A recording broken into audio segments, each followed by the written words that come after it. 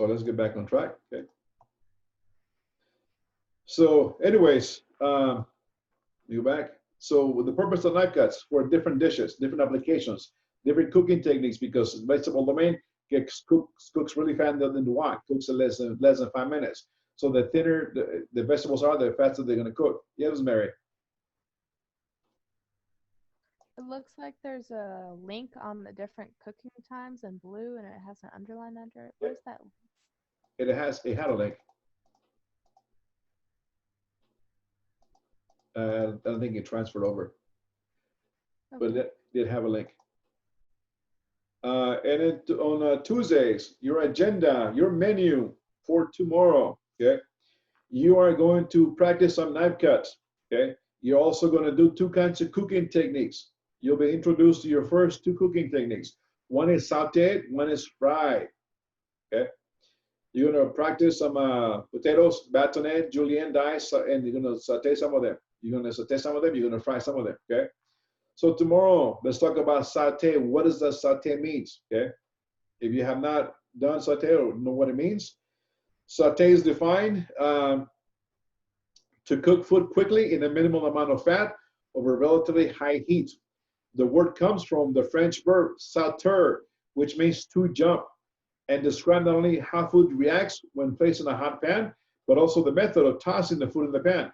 The term also refers to cooking tender cuts of meat such as chicken, breast, scallopine, or filet mignon in a small amount of fat over moderately high heat without frequent stirring, just flipping it over when one side is brown. Okay.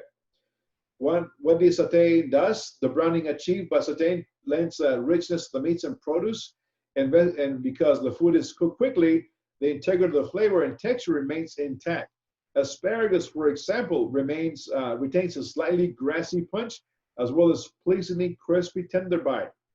Equipment, use either a skillet, a white pan with slotted sides, slotted, not straight, that's a sautoir. Saute pan has slided, sautoir has straight sides, okay? For this technique, both have large surface area, so food is less likely to become overcrowded. Choose a pan that is dense bottom and evenly distributes heat. Non-stick anodized aluminum and stainless steel options work well too. So when you are sauteing, okay, try not to have too much fire in your pan. Okay, I know we all looked at this commercial with Chili's, restaurants, Olive Garden, and the cook is behind the line, going to town on it, sauteing this product, right? He's got the pan and he's flipping it. The product is jumping, and you see flames and fire coming out of the top, right? You guys seen those commercials or ads or pictures, Yeah. right? Be careful on that fire on your product, especially when you're sauteing peppers and onions together before anything else. What is happening there is when you got a saute pan with hot oil or fat or grease, whatever you're using, and you have your bell peppers and onions, okay, that are freshly cut, you're going to put them in the pan while it's still hot. Those peppers and onions have moisture. First of all, you're introducing moisture to hot oil. It's going to jump. It's going to try to burn you or make your soaked up dirty. Second of all, when the fire jumps onto the saute pan and starts catching on fire, two things might happen. One is you're going to activate your smoke alarms or your fire alarms, and two, the when the fire is coming from your gas burner into your saute pan, you're transferring the flavors of the natural gas from the fire and the burner onto your product in your saute pan. And if you don't believe me, try sauteing bell pepper on the hot oil. Get it hot, drop your bell pepper and saute it. You're gonna catch it on fire. Catch it on fire. Put it aside. Grab the piece of bell pepper and taste it. It's gonna taste like gas. Okay. Chef, what if you don't have a gas stovetop? Then you don't worry about it because you might not catch the product on fire. You don't have no natural gas coming into your saute pan. So that's it's it's good because you don't have that issue. You may still catch it on fire because if it's too hot, you got too much liquid, but it's not going to transfer that flavor from gas into your pan. I was taught this a while ago by one of my chef instructors from Louisiana. She was there, and we're making a low country ragu. Do you guys know what a low country ragu is? It's an old dish. It's basically ratatouille with Cajun spices. That's what it is. So I was going to town. So I used to work in the industry. I used to work in the restaurant. So sauteing, man, you got to catch place on fire. So I got my bell peppers and onions, and I was sauteing. I was catching on fire, and she stopped me dead in my tracks and told me not to do that anymore. And she explained why and how come. And it was true. I stopped, I pulled it aside, and I tasted a piece of bell pepper, and it tasted like gas. So be careful. Okay. Yeah, but no issue with an electric stovetop burner because you're not transferring the gas into your product. Okay. So yes, a slanted pan instead of a straight. Slanted is sauté, straight is sautoir. Okay. Best foods to use, whether it's the meat or vegetables. Time in the pan is brief. It cooks less than a few minutes. So it's important that the food may be naturally tender, cuts such as beef tenderloin, hands on end tenderloin, fish fillets, and chicken breasts that are good candidates for tougher cuts like brisket or pork shoulder are better for cooking, long cooking over low heat. Same principle holds for produce. Asparagus tips will be more successful sauteed than beets. Beets is a tougher, more solid piece of vegetable, and you're gonna have a hard time cooking that all the way through. Better to blanch it first and then saute it because it's already cooked all the way inside. Okay. Blanching is boiling it until it's tender. Take it out, shuck it in nice water, dry it, and then saute it. That's blanching. Okay. Asparagus is most successful to saute the beets. Many other tender veggies, including baby artichokes, sugar snap peas, mushrooms, and bell peppers, lend themselves to this technique. That's not to say the denser, tougher vegetables can be sauteed. They just need to be balanced. Briefly cook in boiling water first to get the head start in cooking. Okay, size matters. Cutting food to uniform thickness and size ensures that it will cook evenly.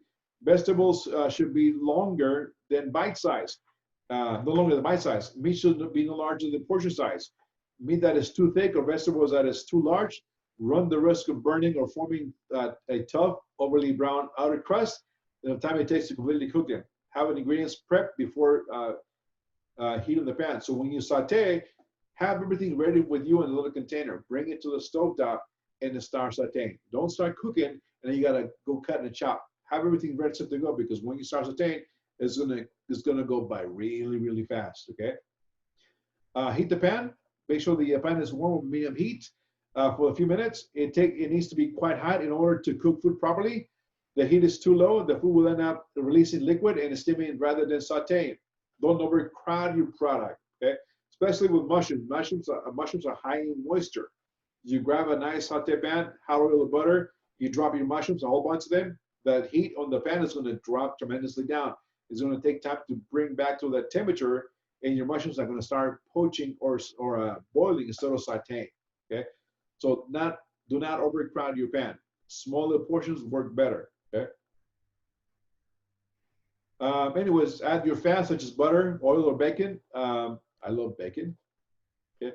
To cook the food and prevent it from sticking to the pan. So as you add it, saute it, flip it back and forth. So the food particles in the pan get evenly coated with oil and get the heat to disperse properly. Okay. Add flavor once the pan is hot. Add the fat and swirl the coat to the bottom of the pan. Heating the fat with the pan may cause food to stick. And I'll show you guys tomorrow how to saute. Okay. In general, you use the fats that have high smoke point, peanut oil, regular olive oil, canola oil, or rendered pork fat. Once the fat begins to smoke, the flavor changes. It can affect the food's taste. Don't let the oil burn, okay? Otherwise, it'll get too hot and it's going to burn, okay? Don't overcrowd the product. Again, the overcrowd is going to lower the heat. It's going to start poaching it or boiling it, okay? Try to get away from using olive oil because in cooking time, it becomes stronger, more stringent. It's going to be bitter and the flavor more pungent, okay? So saute, toss and turn. Stir fry business versus saute. Stir frying, sauteing are techniques that are share more some similarities. Both methods cook food quickly in a small amount of fat. But stir frying cooks food overly intensely high heat, stirring constantly. Sauteing involves only moderately high heat, and the food is not in a continuous motion. Okay, so tomorrow you're gonna cook home fries. Okay, home fries. You're gonna peel them. You're gonna dice them. You're gonna saute them. Okay, and also make sure you have a little container of water when you peel your potatoes. and dice them, put them in the water. Otherwise, they will oxidize. They'll start turning color, okay? When you're ready to rock and roll, have your saute pan, your oil, your salt, and your potatoes. Strain them, dry them out, and have them set next to you. Get the pan hot, get the oil hot, okay? And then drop your a small amount of potatoes, not to overcrowd the pan, and then let them sizzle for a minute, and then flip them over from a few times, let them sit back and go back and flip them over a few times, and then sprinkle them with salt to give it that flavor, okay? And the heat should be medium to high heat. Not all the way high, because if you do high heat, they're gonna tend to burn on the outside. They are not gonna cook evenly. So for this home fries, we're looking about medium dice, okay? On the home fries. So you're cooking home fries tomorrow. And somebody asked me, can they add something else extra? No, we're strictly gonna cook just potatoes with a little bit of salt, okay? Get away from black pepper, get away from cayenne, chili powder. We're gonna just cook them, learn how to make and cook them, okay? French fries. You're also doing French fries tomorrow, okay? French fries. French fries tomorrow, okay? Refer to your professional cooking book. Mine has page 366 and 367. So take a look at yours. Go to the index on the back. Look at potatoes, and then scan down where it says French fries. Go to that page and understand what kind of temperatures they all need to be at for blanching and then frying the potatoes, okay? Because, here we go. I'm going to pop in a little video on how to make French fries, okay? This is a really good one, and it talks about it really easy, how to go about this dish, right? So let me see if I can share with you guys, okay? French fries. Is it on the screen, guys? All right. Yes, sir. Okay. I'm on. He's really good. Yeah, I'm going to be like that with you guys tomorrow too, but I'm not going to be like this. Come on. Where are you? Hello. There we go. Okay. You know, I like him, Chef. I really like his way. He's good. I think so too. Martha Stewart, you know that. Uh-huh.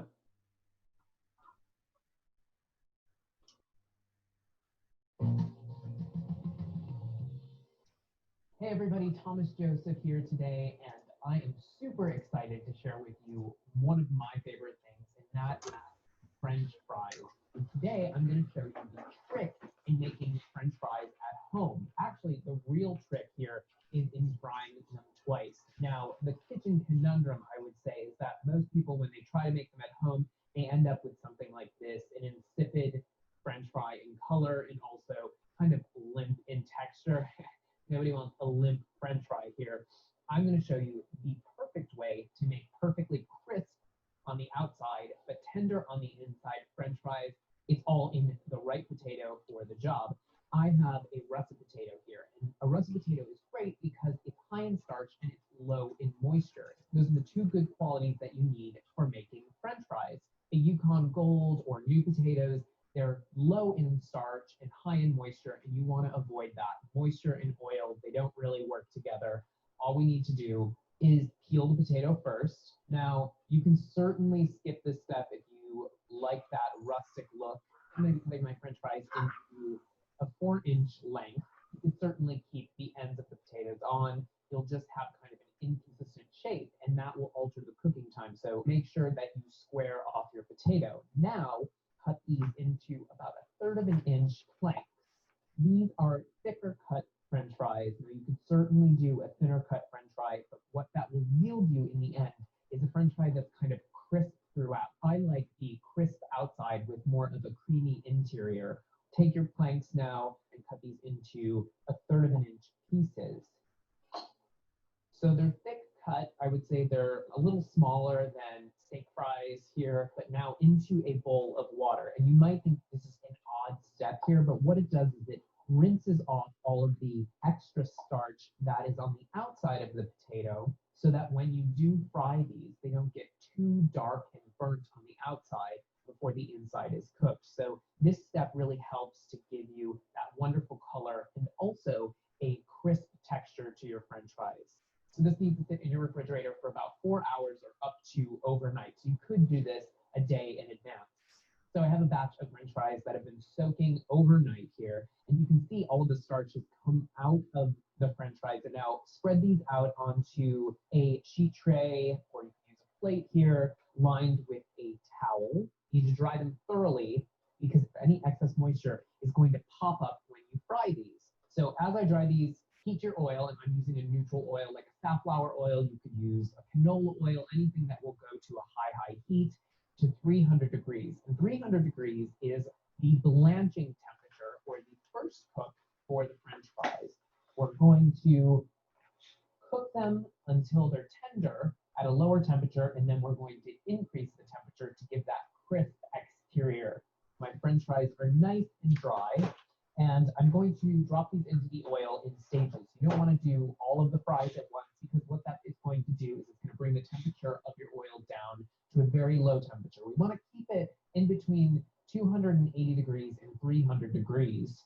We're all set here, and be very careful here. Gently drop your potatoes into the oil, and whenever you're frying, whenever you're deep frying like this, make sure that your pot isn't filled over halfway, because what happens whenever you add your ingredients, whether that's French fries like I'm making today, if you were doing fried chicken, what happens is the food that you put in displaces the oil, so it rises the level of the oil up, and also the bubbles can easily overflow if your pot is filled with too much oil. So give the fries a little bit of a gentle stir here, and this will ensure that they do not stick together. And these are going to cook at 300 degrees for about 3 to 4 minutes. And at 3 minutes, fish one of the fries out, break it in half, and see if it's almost completely cooked in the center. If it is, we know that that's perfect, and we're going to remove them to a wire rack. So it's been about 3 minutes here. I'm just going to fish one of the fries out to see if it is in fact time to remove them from the blanch. A knife cuts easily through, so these are ready to go. Fish them out and use one of these large spiders, they're called, these Asian style strainers. They really help to lift out French fries, fried chicken, anything that you're frying in one piece, because they have that wide net. So onto a wire rack over a sheet tray here, and I like to use wire racks as opposed to a paper towel lined tray, because I find that whenever you place something directly on paper towels, they start to steam. French fries, fried chicken, the bottom side starts to steam. It doesn't allow the air to kind of circulate around and drain and dry in a nice fashion. So these are ready to go. I'm going to repeat the process with the rest of my French fries, and then we're going to be ready for the second fry. My oil temperature is up to 350 degrees, and now we're ready for the second fry. And that gives that wonderful color and that crisp golden crunch on the outside of the French fry. Can blanch them in advance up to 4 hours before this final fry. Use your fingers here, because if you use tongs, you're going to break your French fries into smaller pieces since they are almost completely cooked. You want to be gentle with them. There you have it. Oh, wait a minute. French fries at home, super simple. Let me go back. Sorry, guys. I assume we put the closed caption on it. So just There you give the fries a little bit of a stir. It's the same thing here. You want to agitate the fries just a little bit so that they don't stick together. And now these will fry for about 4 to 5 minutes until they're a nice golden brown color and the outside is crisp. So it's been about 5 minutes. The fries are nice and golden brown. And again, transfer them to a wire rack to drain and cool slightly. But while they are hot, you want to make sure that you sprinkle them with some fine sea salt. Now you could use regular kosher salt here too. I just like the flavor of sea salt. But there you have it. I mean, French fries at home, super simple. All you need to know is this 2-step frying technique, and you'll be making French fries at home all summer long. Enjoy.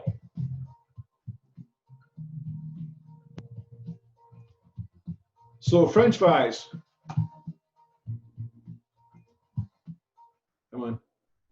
Any thoughts about French fries?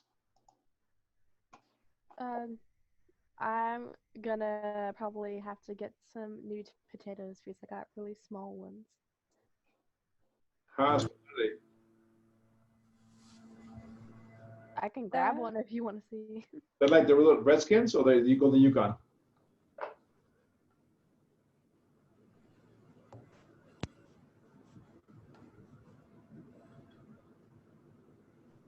I don't know if you saw it in the chat, Chef, but I actually asked if you would turn on the subtitles because I wasn't able to hear.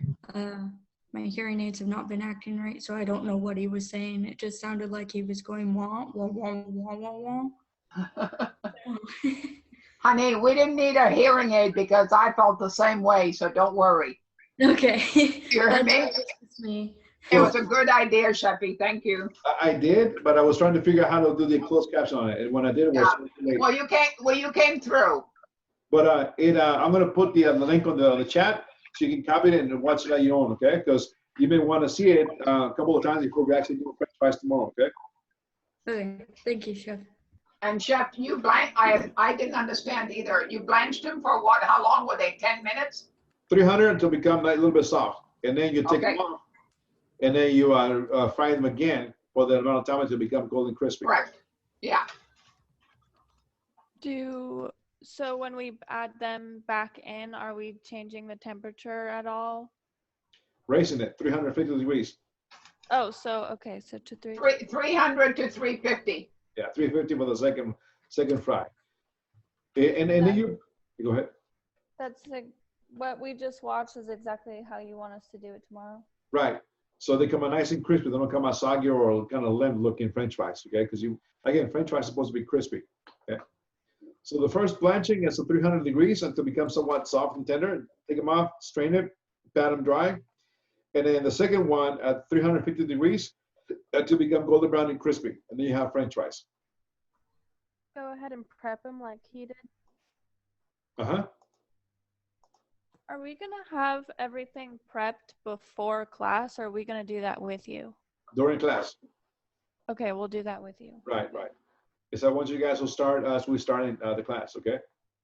Well, Chef, they only need about 1 or 2 potatoes. It's no more than that. Yeah, that's plenty. That's plenty, guys. Do you hear me? So how big is your potato? Where'd you go? I didn't see it. Oh, let me Go on. get the one. So when we do our production sheet, do we just write potatoes, salt, oil? So right on the left-hand side, write your knife cuts, oblique, dice, batonettes, so forth, so on. Okay, I see that, Mr. Joshua, that's good. And then on the middle side, the ingredients that you need, and then the right-hand side, the recipe for the French fries and the recipe for the home fries. Okay. Are we doing French fries and the diced home fries tomorrow? Yes, the home fries, yes, that is correct. So you doing 2 kinds of cooking techniques, okay? And I know somebody posted a question about using the air fryer. We're not going to use the air fryer. If you have one, that's awesome. Great, I don't have one, and I know it works wonders. But we're going to learn how to deep fry, okay? That's cooking technique, okay? So I was looking at the potatoes and I was like, okay, I don't know which one to get because I'm not sure what we're doing with them. So I didn't get it. Okay. So French fries tomorrow, okay? So home fries. So Chef Paula, do me a favor and contact Chef Raph. See if we can, one of our students can go pick up her box of goodies tomorrow. It wasn't available today. Then nobody was out the back dock when she was knocking on it. And Who was that? Ms. Brianna. She was there, but nobody answered the back dock, so she didn't get her box of goodies, and it was at the right time too. So ask him if she can come back tomorrow. What time in the morning to pick up her box? Because nobody was there to answer the door. Just so everyone knows, when I went, it wasn't at the back dock that we picked up our knives and books. It was in the front, like where the But that's benches totally are. different. Produce is in the back. Yeah.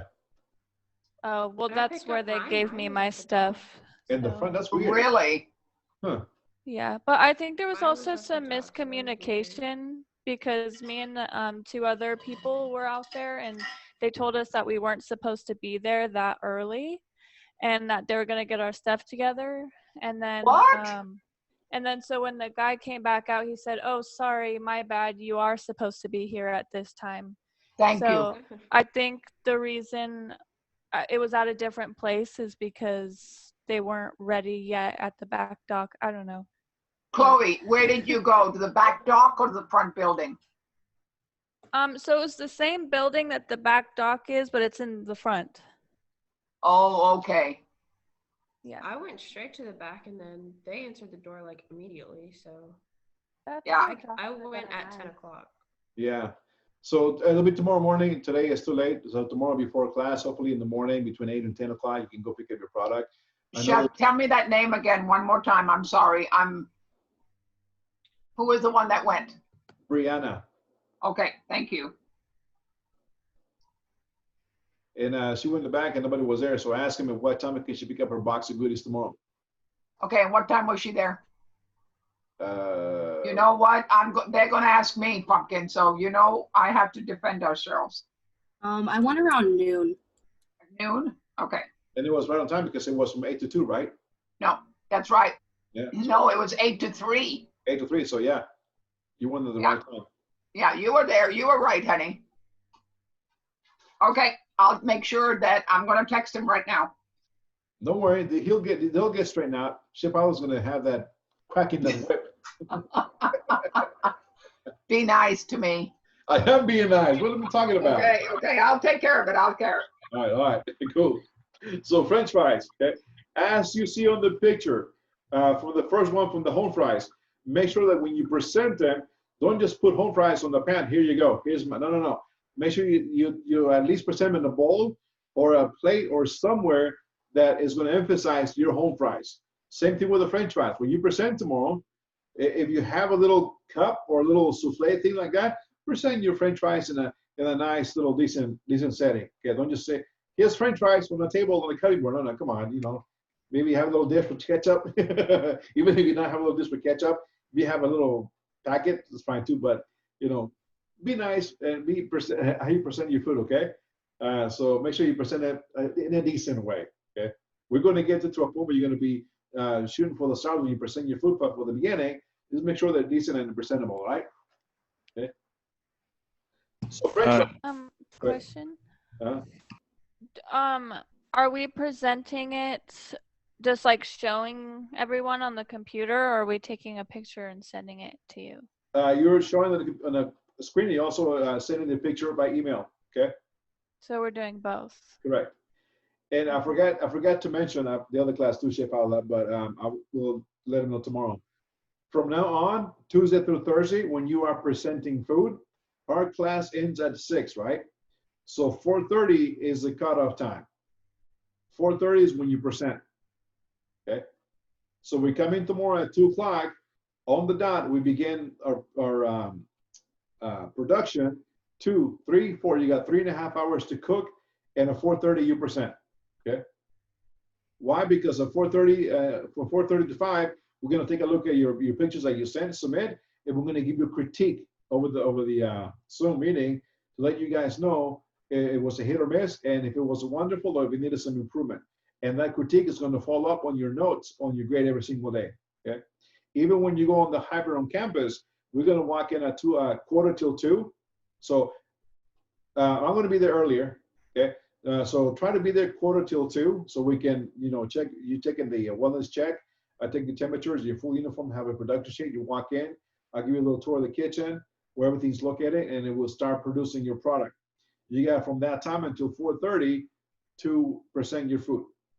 At 4 o'clock, when the clock hits 4, there'll be a clock on the wall somewhere. And then I'll say, hey, guys, it's 4 o'clock. That is your cue to start cleaning your tables and start arranging your place to present your food.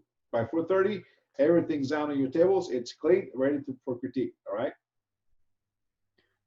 When we send in our pictures of our food, do we send our production sheets with it? You should be sending your production sheet before class. Okay. Yeah. Whenever you have it done, if you work on them tonight, send them tonight. If you work on them tomorrow morning, send them tomorrow, but they have to be done before class. If we're writing on them instead of typing them out, do we take a picture of it and send it to you? Yep, take a picture. Okay. Yeah. So 4:30 is the cutoff time. It leaves us about 30 minutes for you guys to present, for us to give you some feedback, and then you eat your food, and then we end the class and we go from there. Because it takes about 30 minutes to give you critique or so, and then we'll go from there. Okay. And in the kitchen, go ahead. That school is picking up what from the school about the what So we can't hear Miss Clarissa. You're cutting off, and it sounds a little bit mumbled. Oh, I'm sorry. What is this box of how? Yeah, that helps. Okay. I'm sorry, I had you all on Bluetooth. Okay. Good enough. Yes. I'm lost. I guess I've been missing something during my drive. So what is this box of goodies? Box of goodies for the hybrids, not for the online. If you're online, you shop with the stipend you got sent in the your mobile app in your account. Okay, I'm one of the people that will be in the classroom, so I need to be picking something up? In the hybrid? Yes. Okay. So then the pickup time was today from 8 to 2 o'clock, 8 in the morning to 2 o'clock to go to the school on campus, go to the back knock and pick up your box of goodies to produce tomorrow and Wednesday only. Oh.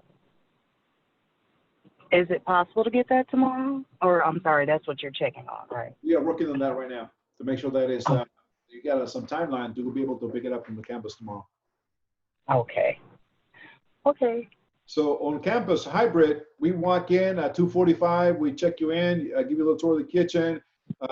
Use your grab your table. You see your product. You start producing at 4 o'clock. I say, hey guys, it's 4 o'clock. That's your cue. Start looking into how you're gonna plate up. At 4:30, everything's on your table. Table is clean, clear, not cluttered. And I go walk around, give you a critique. You eat your food. We clean up and we go. Okay. That means your table's top bottoms need to be clean and sanitized. The floors need to be swept, need to be scrubbed, and then squeegee. Your bottom of the table needs to be clean. The stove tops, the drip pans need to be clean. What else? The trash collected and taken outside on your way out. Okay. I believe yes, Ms. Mary. Sorry, I keep asking questions.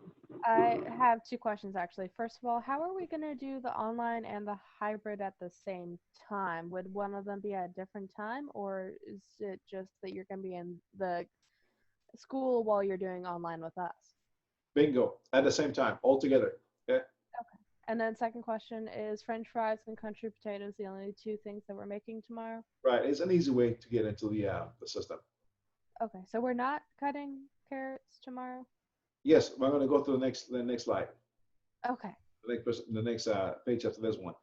So here we go. Hybrid 145 in the back dock. Again by K4. Check you in, give you a little tour, explain to you what's going on. Put the clock on the screen. You start. I'm going to give you a couple of demos. You start cooking at 4 o'clock. You start thinking about how you're going to plate up. 4:30, everything's down, and then you eat, you clean, and then we head out. Okay. The kitchen needs to be clean, cleaner than we found it, or as clean.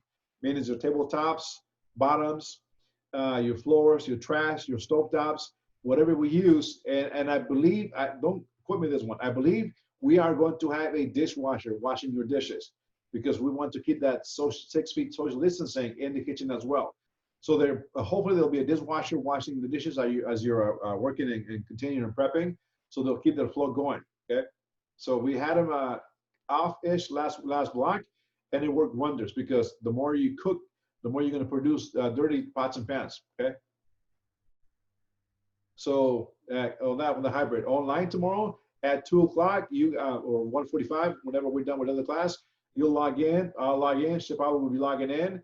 We'll be in sync with the hybrid class as we're going. I'm also be watching you guys online, see how you guys cook, how you guys prepare, and Shipala will be also with us too. Okay. So French fries. Now you got cooking two things: home fries and French fries. Okay. Little bit about herbs and spices identification. Okay. Herbs and spices. Okay. Let's talk about some herbs because sometimes we don't know which ones are which. Rosemary might look like savory. Okay. Cilantro may look like flat leaf parsley. What would pesto be without basil or salsa, without cilantro? Whether you use a pinch or the bunch, fresh herbs pull a recipe together by infusing them the dish with an unparalleled aromas and flavors. For example, basil's faint licorice flavor tightens up the lemon sorbet, while the rosemary piney zing complements chicken zucchini skewers. Sometimes, when the effect you seek is subtle, refined, and delicate, a hint of herbs is enough. In other times, handful is required. So let me see if I can zoom in here a little bit, okay, and scroll down to the right hand side, right here, okay. So on the screen, you see oregano, fresh oregano, okay. Italian cooking, Spanish cooking, okay. Small little leaves, rosemary. You got very sharp needles, okay. The stem is kind of hard. In order to use it in foods, it's best to chop it. Otherwise, it'll be kind of stringy and tough to chew. Mint, there's two types of mints. They grow like weeds. If you plan to grow some mint in your backyard, it'll take over your herb garden, okay? With mints, you can make all kinds of things, okay? Using in Asian cuisine, even in beverages, mint mojitos, mint juleps, okay? Basil, long leaves, aromatic, okay? You got Thai basil, sweet basil, lemon basil, utilized in Italian cooking, okay? Also, you know, for the salad caprese in Italian cuisine, you got French thyme, THYME, small little leaves, aromatic. You're going to be using them for your rice pilaf and also for your bouquet garni and sachet de peas. We're going to get into that in a few minutes. Cilantro, Tex-Mex cuisine. Okay, some of you guys may not like cilantro. You might say it tastes like soap, but utilized in salsas and such dishes. Tarragon, utilized for sauce béarnaise. Reduction of tarragon, red wine, and shallots. You add it to your hummus, and you got sauce béarnaise. Okay. Savory, looks like rosemary, but it's smaller in leaves. Okay. Sage, it's a long, kind of dark, pale green color, and it's a little fuzzy like the skin of a kiwi. Is utilized in Italian cuisine, also in German food. Okay, German cuisine. Italian food, you use it with a veal scallopini, veal saltimbocca. You get a nice piece of veal, sage, and a prosciutto. You dust it with flour and saute real quick, and it's delicious. Okay. You got parsley, flat leaf parsley, utilized a lot in operations for garnish. Chopped parsley. Okay. Also for a little sprinkle of parsley. It doesn't really add a lot of flavor, but it does have some mellow tones to the dish. Using it quite in stocks. Okay. So each herb is designed for its own intended use, given their flavor. Okay. So again, basil, okay, is one of the most important culinary herbs. Sweet basil, the most common type, is redolent to licorice and cloves. I had a bad experience with licorice. I don't like licorice. Had a bad experience with Jägermeister once, and I was not feeling well. Jägermeister is so strong. Yeah. Yeah, that one and what's it called? Rumplemintz? You gotta Jaeger is drink it with Red basically Bull. cough syrup. Why do you think Jaeger is an aperitif? I don't know. I just no. Yeah. So, anyways, Jaeger licorice, okay, but it can be utilized in sauces, sandwiches, soups, salads. Basil's for the top form. Is made with tomatoes, as in the famous salad in the islands of Capri, Insalata Caprese, made with tomatoes, mozzarella, and basil, with a little bit of olive oil. It resembles the Italian flag. Okay, mint isn't just a little sprig of garnishes in a certain plate. It is extremely versatile. Can be used in both sweet and savory dishes. Mediterranean mint is treasure as a companion to lamb, and is often used in fruit, vegetables, and salads. There may be many varieties. Spearmint is preferred for cooking. You can add it to bivio dishes and drinks. Lamb, peas, carrots, ice cream, tea, mint juleps, mojitos.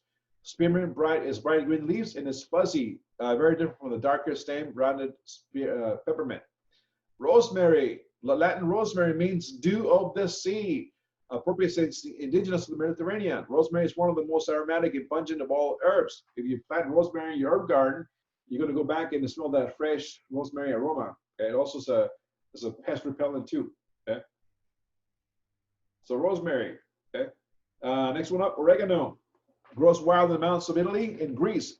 Its Greek name means joy of the mountains.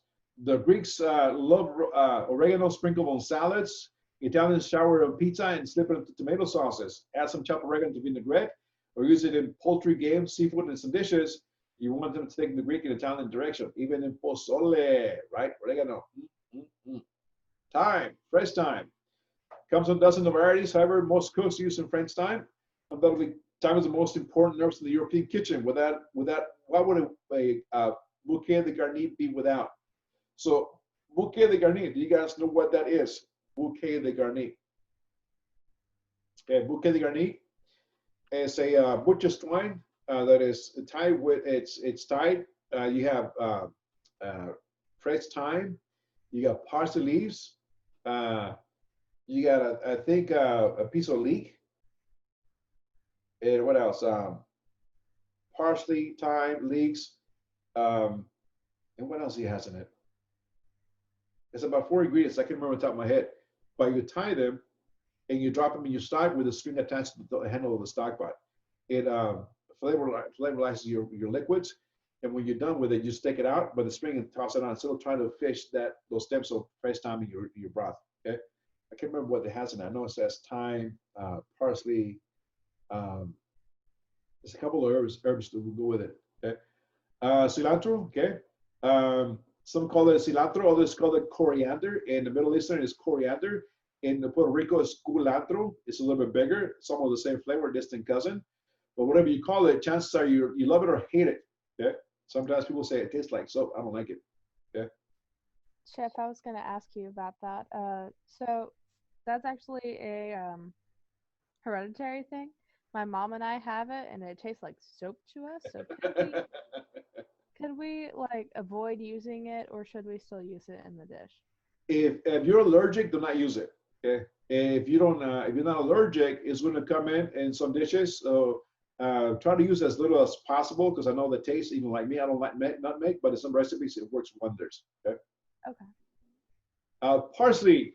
No refrigerator should be without parsley. It is the workforce of the herb world that can go just about every dish you cook. Parsley's mild, grassy flavor allows the flavors of the other ingredients to come through. Grassy, okay, like grassy ass. No, not like that.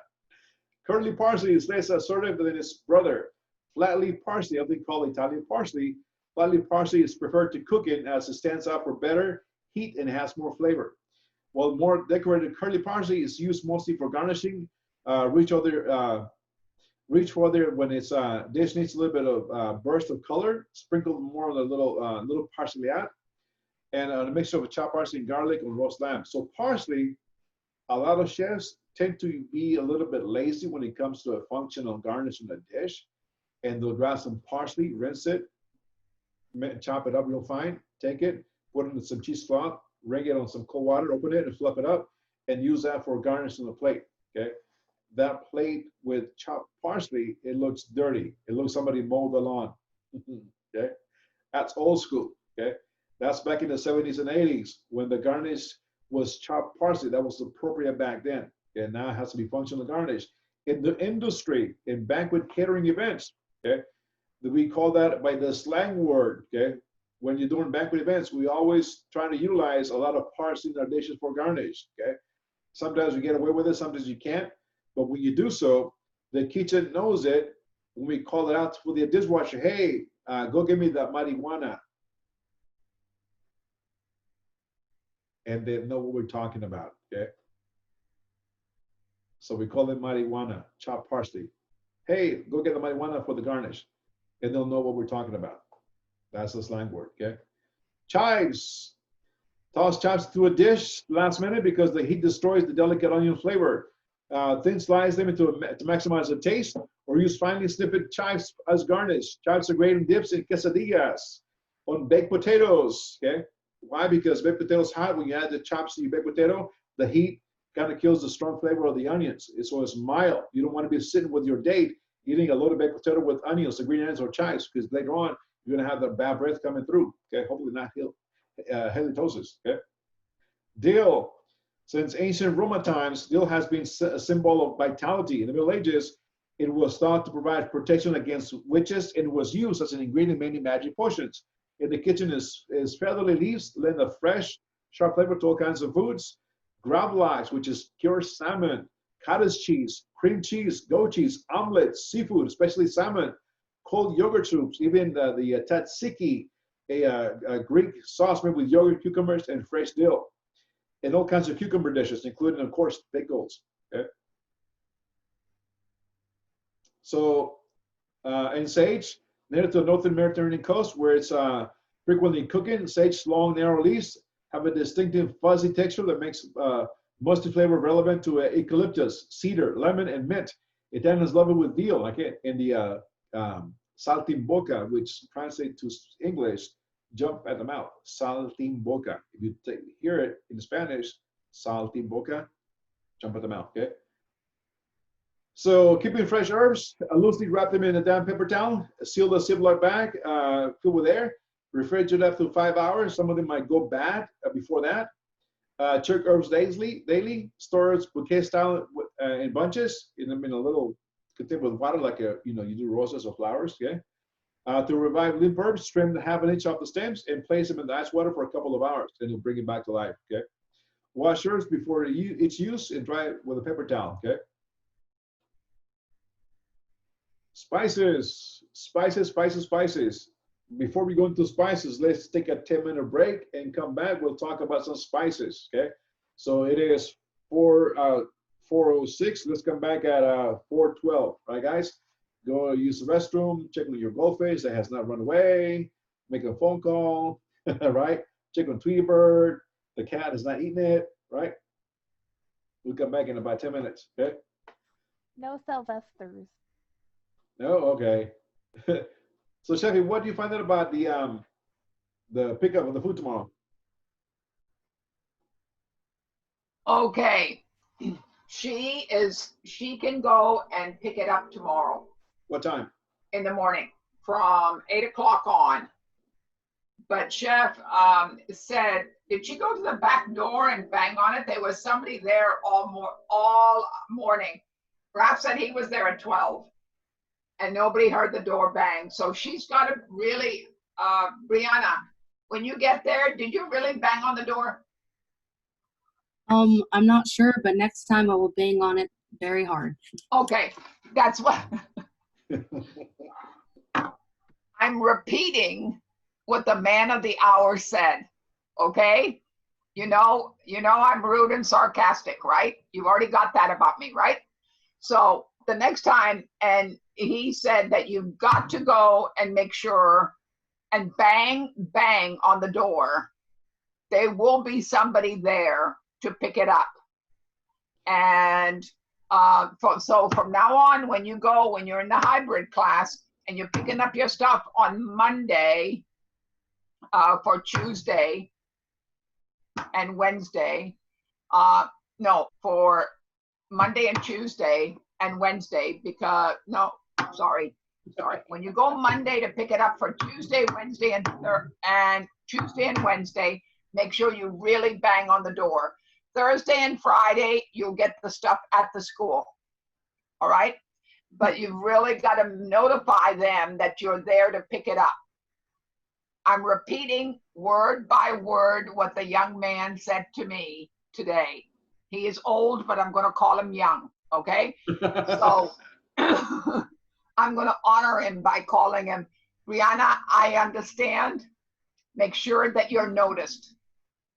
Yes, ma'am. You'll get to meet him on Wednesday, Thursday, Friday. And then you'll understand. And then when you meet him, you could say, oh, I just heard you were a young man. And then let's see what the young man says.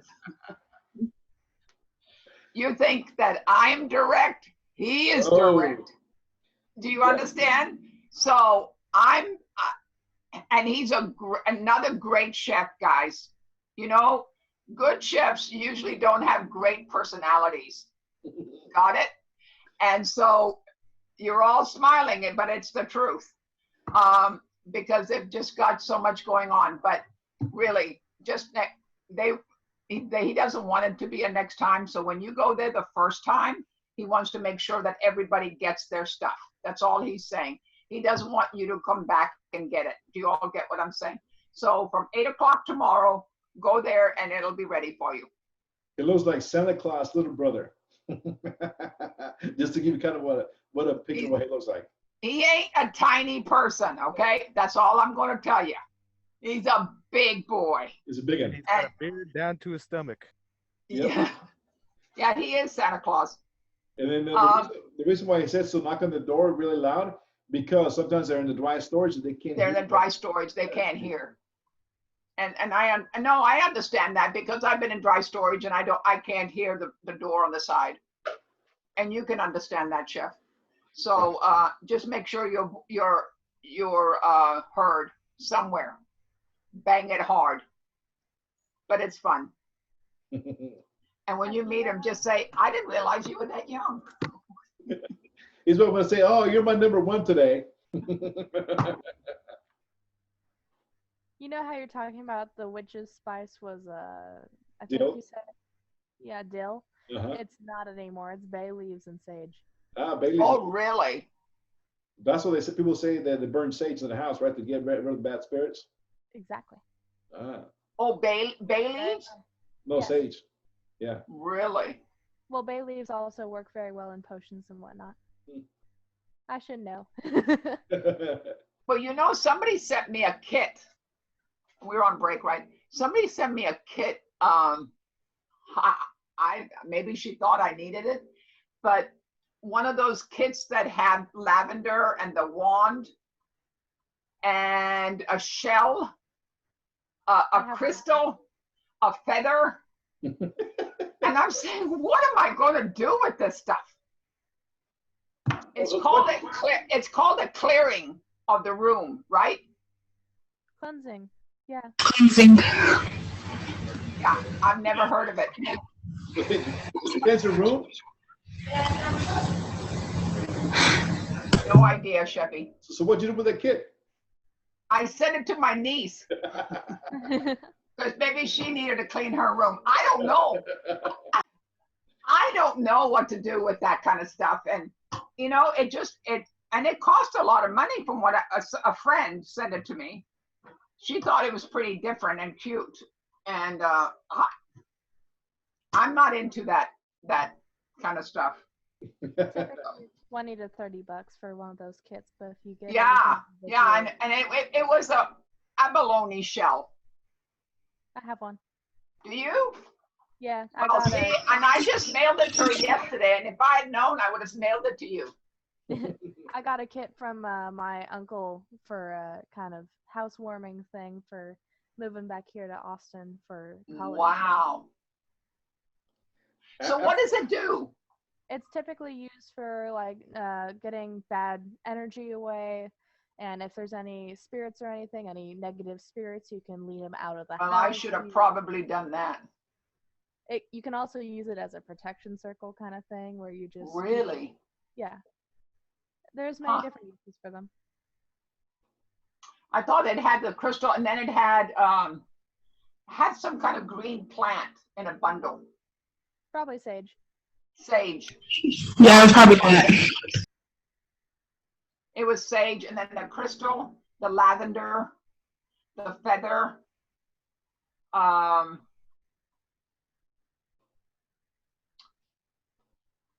had a couple of other things. Well, I sent that directions to my niece, so she's in Florida. So she'll get it probably. I just mailed it out on Saturday. So you just got it recently, okay. Just Saturday. I mean, it was just Saturday. Well, you got some bad mojo in your house? I don't know. Somebody thought that it was pretty cute and sent it.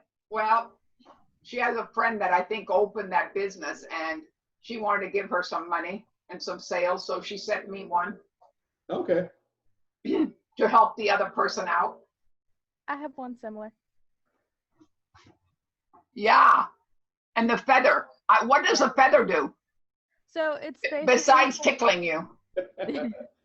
It's to call upon the four elements. Air would be the flower, would be the feather. Flowers would be earth. The shell itself would be water, and then fire would be a candle or something.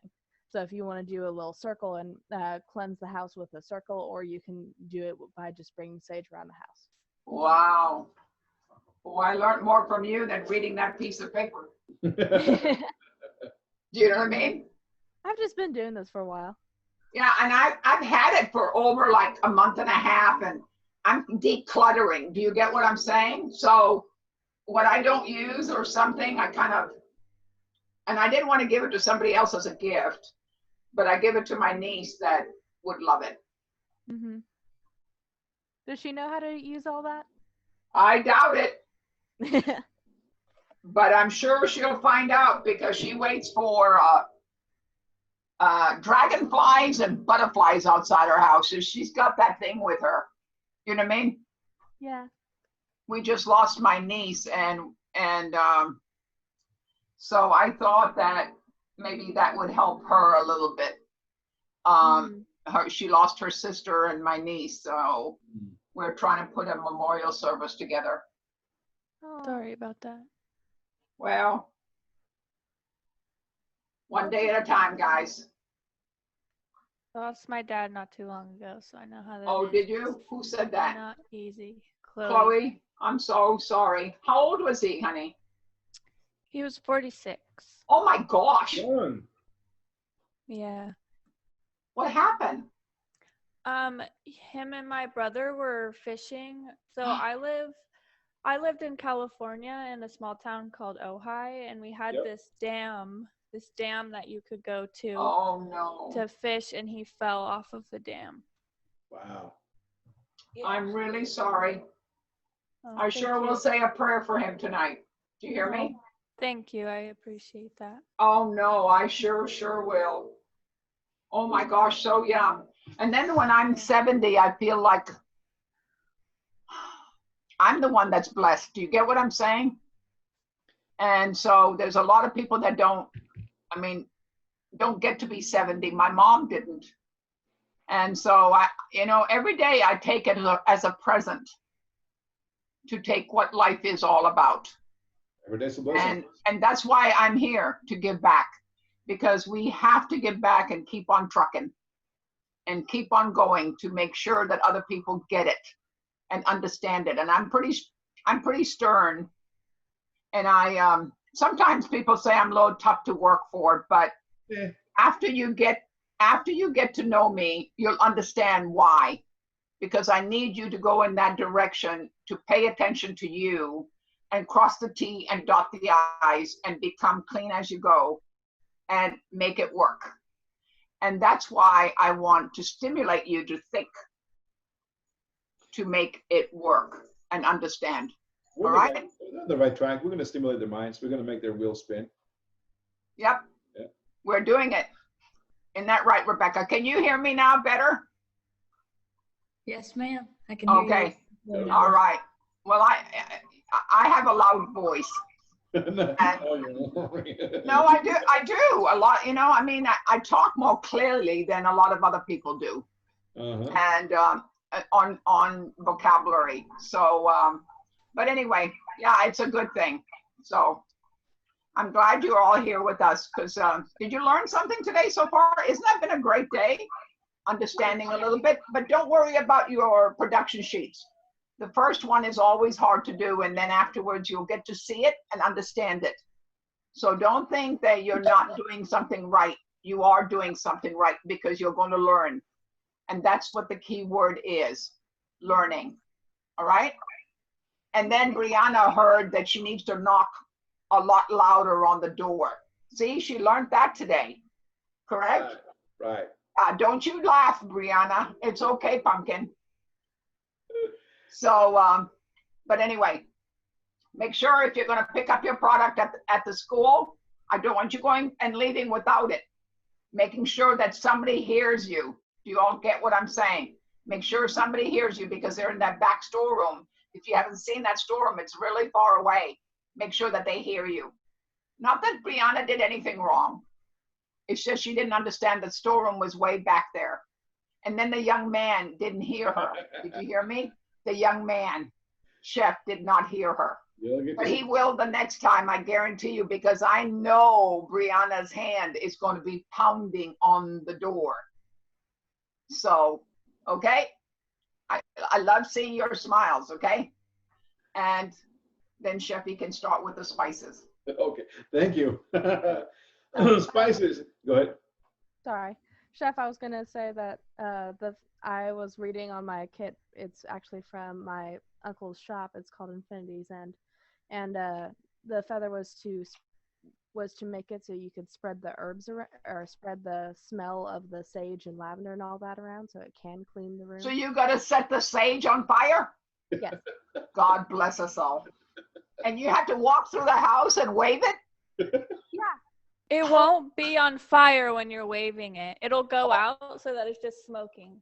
Yeah, Oh, okay. And then you go like this with the smoke. It's not the fire. That wouldn't be Okay, very and so safe. the alarm system won't go off, right? You I won't don't, burn, I don't have it anymore, Mary. It's okay. you won't burn your house on, Chefy. Yeah. Okay. Yeah. It's good though. All right, spices. Spices. We got a whole bunch of spices. We're not going to get into all of them because we need another 2 or 3 days to understand spices. But the main ones you should be concerned, of course, is kosher salt, not iodized, not refined salt. Black pepper, if you utilize it, try to utilize fresh cracked black pepper, because if you use the ground black pepper, it's too strong and you want to add it to your dish, it's going to continue cooking. You're going to taste it. You're not going to taste black pepper. You're going to add more and more and more. Before you know it, you're going to modify that recipe, the item, and it's going to become spicy. It's going to become unedible. So be careful, if at all. Try to get away from using pepper, okay, until the recipe calls for it. Use it very sparingly because, again, it tends to be too spicy and overpower the other flavors of the foods. The Cajun spices, cayenne pepper, chili flakes, onion powder, try to get away from those. And we're going to just concentrate on the main items, salt and pepper, to enhance the flavors, okay? What else? As far as spices, cooking oils. You got all kinds of cooking oils. You got canola, corn, vegetable, but it's about the same. You got the olive oils. You got avocado oil. You got grapeseed oil. You got sesame seed oil. You got all kinds of different oils. Each one is intended for its own cooking technique and its own recipe, okay? The most versatile is vegetable or canola oil. We're going to use that for tomorrow's French fries, okay? I was gonna ask, why did we need so much canola oil? I was so confused at first. All it said was canola. I'm like, wait a minute, is that a spice or is that the oil type? You're going to use it tomorrow to cook your French fries in it.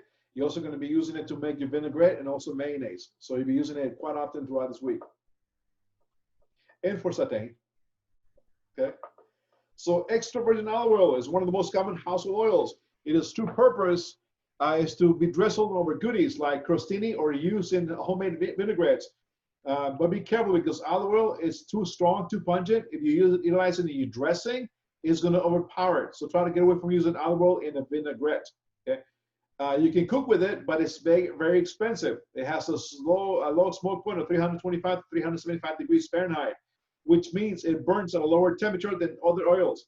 Best to use save EVO or extra virgin olive oil. So the acronym for extra virgin olive oil is EVO for uncooked dishes and for dipping that crusty fresh bread. However, it is often mistaken and misused. It's not so virgin counterpart in refined olive oil. Refined olive oil, it can be also called a blended oil. The canola oil and olive oil mixing together equal parts. Now you got refined or blended oil. More versatile than EVO, it can be used for moderate to higher temp cooking because it's 465 degrees Fahrenheit. Smoke point, which much like vegetable oil, olive oil can be all-purpose to go for roasting or sautéing. You also got coconut oil. Comes in both extra virgin and refined options. Extra virgin will taste coconutty, while the refined will have a neutral taste. Coconut oil has a fairly slow smoke point, about 350 degrees, but it does the trick when sautéing meat, tofu or veggies over medium-low heat. And it's a great substitute for butter or baking too. Coconut oil, you can use it for baking.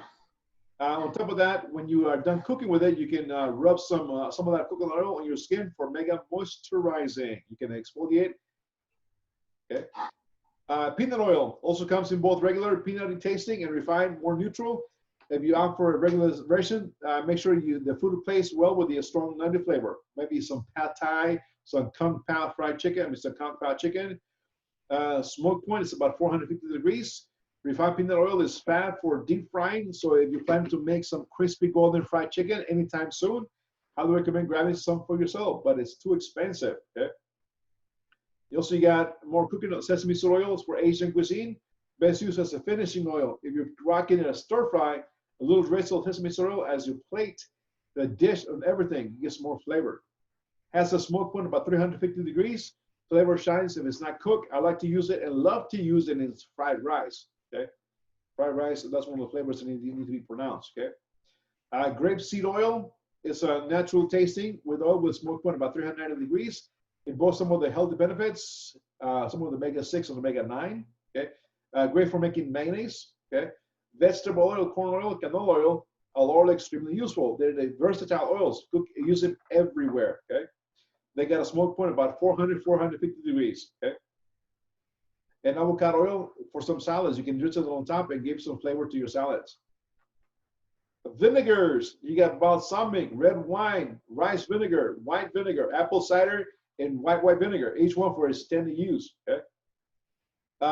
The best non-vinegars to utilize in food, okay? We have some here, distilled white vinegar, which also sometimes labeled as white vinegar. Usually it's made with a combination of about 5 to 50% acidic. I like to use it when I'm making eggs Benedict. You pour some white vinegar into your simmering water. You poach the eggs, but also what else? In pickling items like pickles and stuff like that. Okay, but I don't like to use it in my vinaigrettes because it's too acidic. Okay, it's too strong. Okay, it's the most versatile. I use it in my laundry. I use it when I do my I have hardwood floors, and I use it in a mixture of some other ingredients to clean and mop my floors before I wax it. Okay. Anyways, with intense sharp flavor, several culinary uses for white vinegar. It is used in ketchup for hard boiling eggs. It is even used to make mashed potatoes, where they stay bright with a white shade. But vinegar is mostly known for its excellent cleaning properties. For example, when mixed with baking soda, it creates a foaming solution that is for removing grease and baked on food items. I like to use white vinegar in my collard greens, some chopped bacon, smoked ham hocks, some Cajun spices. Oh man. Okay. White vinegar, as the name indicates, white vinegar is made by fermented white wine. The taste is milder and is distilled white vinegar and apple cider vinegar. It used quite some purposes in the culinary world, and maybe some salad dressing, sauces, and even marinades. Okay. You have balsamic vinegar.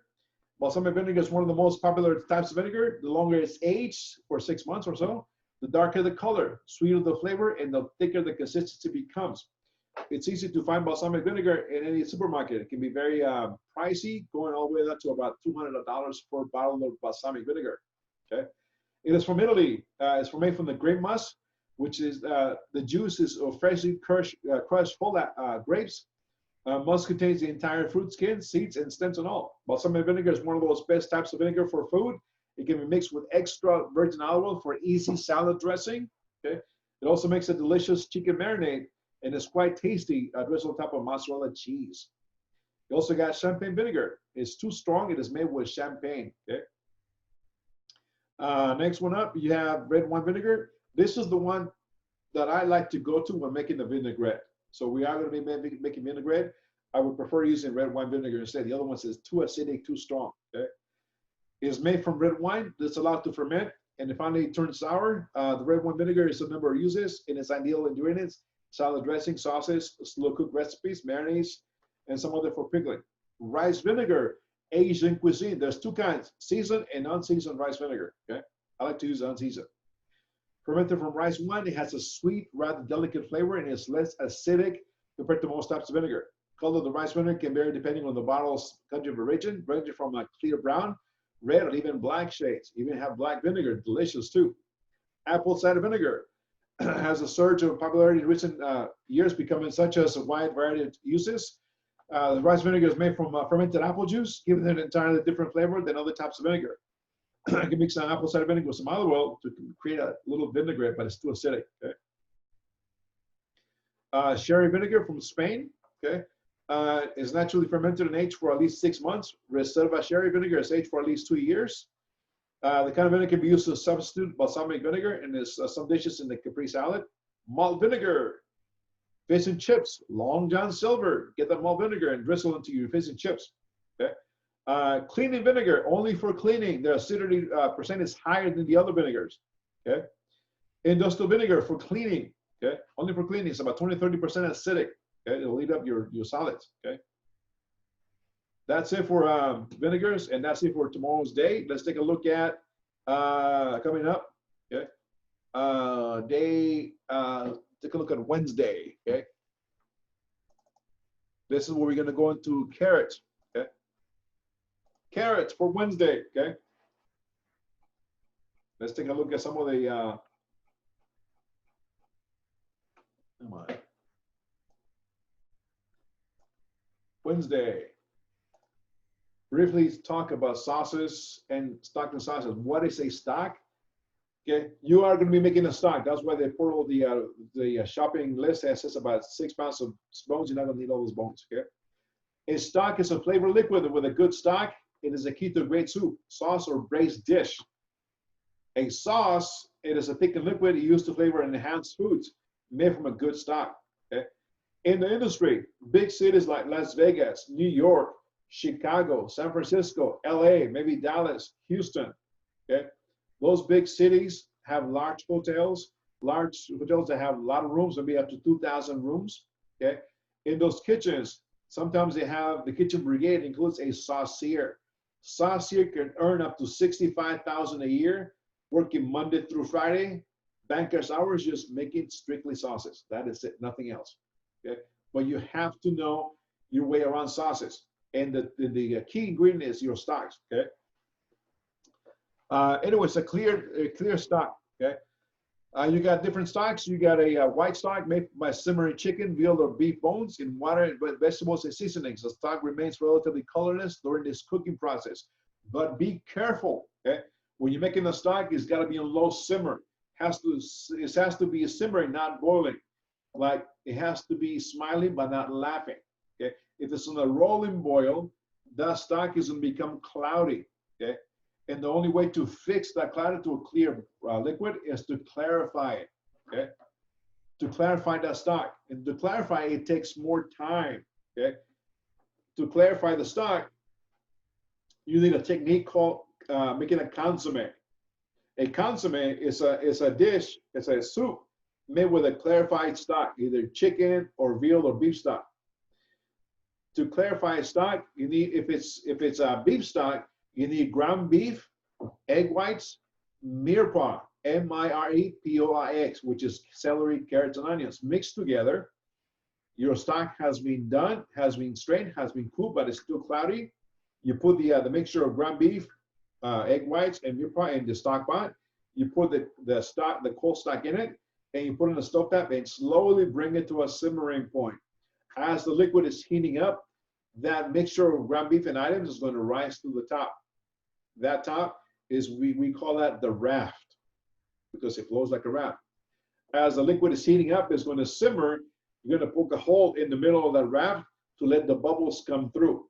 Okay, that raft needs to be skimmed of the impurities. And as it's simmering, what is happening? The raft is acting like a magnet. It's collecting all the impurities to the raft and leaving the liquid nice, crystal clear. Okay, and then you remove that raft nice and gently and strain that stock through a fine chinois and cheesecloth. Okay, that is consommé. A lot of restaurants used to have that back in the 80s, but it took some time to make, and they charge you money for it. Okay, nowadays with the cost controls and labor, nobody's got time to make the consommé. Okay, in the wine industry, true vegans that enjoy a nice glass of wine will walk into a wine tasting room or a restaurant and ask if the wine is vegan wine, because wineries also use egg whites to clarify that liquid, that wine. Okay, and if you're true vegan, you can't eat nothing that has animal products in it or be utilized in animal products have been utilized to produce that quality of food. Okay, so be careful when you order. If you're vegan, if you order white wine, make sure it's vegan. That no egg whites have been utilized to clarify that wine. Okay.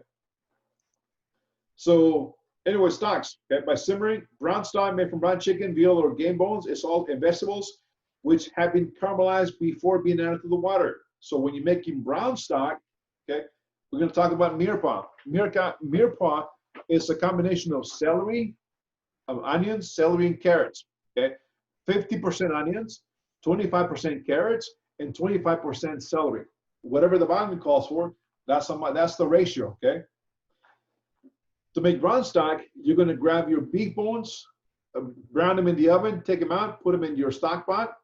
You're going to take your mirepoix, you're going to caramelize it to extract the natural sugars out of the mirepoix, okay? And then mix in some red tomato paste and reduce them with some red wines, and then add it to your veal stock, your veal bones or beef bones, okay? When you caramelize in the mirepoix, never ever caramelize everything at the same time. Always caramelize your onions, your carrots first, not your celery. Your celery are high in moisture. They have water.